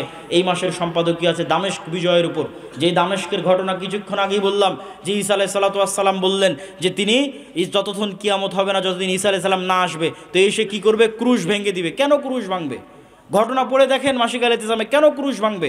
ক্রুশ ভাঙবে এই জন্য যে তৎকালীন পৃথিবীতে মুসলমান আর রোমান খ্রিস্টানদের একটা চুক্তি হবে। 1 মিনিট, বেশি সময় নিব না, অধৈর্য হওয়ার কিছু নয়, আপনাদের চেয়ে বেশি দূরে আমরা যাব। তৎকালীন যুগে মুসলমান আর রোমান খ্রিস্টানদের একটা চুক্তি হবে। চুক্তি হয়ে তারা কমন শত্রুর বিরুদ্ধে যুদ্ধ করবে। কমন শত্রুর বিরুদ্ধে যুদ্ধ করে মুসলমান আর খ্রিস্টানরা বিজয়ী হয়ে যাবে। বিজয় মিছিল যখন বের হবে, তখন এক খ্রিস্টান ক্রুশ উঁচিয়ে ধরে বলবে এই ক্রুশের কারণে বিজয় হয়েছে, বলেন নাউজুবিল্লাহ। তখন ওখানে উপস্থিত এক মুসলমানের ঈমান জেগে যাবে। সে তখন লাফ দিয়ে উঠে ক্রুশ ভেঙে দিয়ে বলবে আল্লাহর কারণে বিজয় হয়েছে। যখন ক্রুশ ভেঙে দিবে, তখন এবার খ্রিস্টান আর মুসলমানের দোস্তি ছিল, দোস্তি শেষ। একদিকে রোমান খ্রিস্টান আর একদিকে মুসলমান। আল্লাহর নবী বলছে ওই দিন 80টা পতাকার অধীনে খ্রিস্টানরা একত্রিত হবে, যার এক একটা পতাকার অধীনে 12,000 করে সৈন্যবাহিনী থাকবে, তথা প্রায় 10 লক্ষ সেনাবাহিনীর সমাহার করবে খ্রিস্টানেরা। আর মুসলমানদের সেই দিন হেডকোয়ার্টার হবে দামেস্ক। আজকের মুজাহিদরা যে দামেস্ক বিজয় করলো, সেই দামেস্ক সেই দিন হবে মুসলমানদের হেডকোয়ার্টার। আল্লাহ নবী বলছেন, পৃথিবীর ইতিহাসে এত ভয়ঙ্কর, এত ভয়াবহ যুদ্ধ আগে কোনোদিন হয়নি, পরেও কোনোদিন হবে না। এত ভয়ঙ্কর ভয়াবহ যুদ্ধ, কোনো বংশে যদি 100 মানুষ থাকে, 99 মারা যাবে, একটা বেঁচে থাকবে। পাখি যদি 1 মাস আকাশে উড়ে, তাহলে লাশ ছাড়া আর কিছু পাবে না, তখন খাদ্যদ্রব্যের অভাবে ওভাবেই পড়ে মারা যাবে, শুধু লাশ আর লাশ। রাসূল সাল্লাল্লাহু আলাইহি ওয়াসাল্লাম বলছেন, সেই দিন আমার উম্মত 3 ভাগে বিভক্ত হয়ে যাবে। একদল উম্মত যুদ্ধের মাঠ ছেড়ে পালিয়ে যাবে, বলেন নাউজুবিল্লাহ। যারা যুদ্ধের মাঠ থেকে পালিয়ে যাবে, তাদের তওবা আর কোনোদিন কবুল করা হবে না। অন্য তওবার, অন্য গুনাহের ক্ষমা আছে, কিন্তু ওই যুদ্ধের মাঠ থেকে যারা পালাবে, ওদের ক্ষমা নেই। 2, আরেক দল শহীদ হয়ে যাবে, এরা পৃথিবীর সর্বশ্রেষ্ঠ শহীদ, আল্লাহু আকবার। আর এক দলকে আল্লাহ বিজয় দান করবে খ্রিস্টানদের উপর, এরা কিয়ামত পর্যন্ত আর কোনোদিন ফিতনায় পতিত হবে না। এদের মাধ্যমেই ঈসা আলাইহিস সালাতু ওয়াস সালাম আসবেন, ইমাম মাহদি আসবেন, তাদের মাধ্যমেই দাজ্জালের পতন হবে। তো এই যে ঘটনাগুলো, এই চমৎকার ঘটনাগুলো, তো ওই যেটা বলতেছিলাম, কেন উনি ক্রুশ ভাঙবেন? ঈসা আলাইহিস সালাতু ওয়াস সালাম এসে, মুসলমান আর খ্রিস্টানদের যুদ্ধই তো হলো ক্রুশ ভাঙাকে কেন্দ্র করে। এই যুদ্ধে বিজয়ের পর মুসলমানেরা তাদের তরবারি, তাদের রাইফেল, তাদের গুলি যখন গাছের সাথে ঝুলিয়ে রাখবে, তখন শয়তান বলবে তোমাদের বাড়িতে দাজ্জাল প্রবেশ করে গেছে। তাড়াহুড়ো করে সেই রাইফেল, সেই তরবারি নিয়ে দৌড়ে যখন দামেস্ক শহরে ফিরে আসবে, দেখবে না দাজ্জাল এখন আসেনি, তবে দাজ্জাল আসার সময় হয়ে গেছে। তখনই ঈসা আলাইহিস সালাতু ওয়াস সালাম 2 জন ফেরেশতার কাঁধে ভর দিয়ে দামেস্কের মসজিদে অবতরণ করবেন। এই যে সমসাময়িক বিভিন্ন গুরুত্বপূর্ণ বিষয়ে মাসিক আল ইতিসামে আপনারা লেখা পাবেন। আবারও ঘুরিয়ে বলি, আর দাওয়া ইলাল্লাহর সাথে মসজিদ ভিত্তিক সম্পৃক্ত হন, মাসিক আল ইতিসাম সংগ্রহ করেন। জামিয়া সালাফিয়ার 13-14 ফেব্রুয়ারি যে সালাফি কনফারেন্স, এই সালাফি কনফারেন্সে আপনাদের ব্যাপক উপস্থিতি চাই। পাকিস্তান থেকে আহলে হাদিসদের অনেক বড় আলেম আল্লামা ইহসান ইলাহি জাহির রাহিমাহুল্লাহর সন্তান আসতেছে, তাকে স্বাগতম জানাতে হবে। এই দায়িত্ব আপনাদের, এই দায়িত্ব আহলে হাদিসদের। আল্লাহ সুবহানাহু ওয়া তাআলা কবুল করুক, আল্লাহুম্মা আমিন। এই বলে আজকে আমার সংক্ষিপ্ত বক্তব্য শেষ করছি, প্রশ্ন উত্তরের দিকে চলে যাচ্ছি।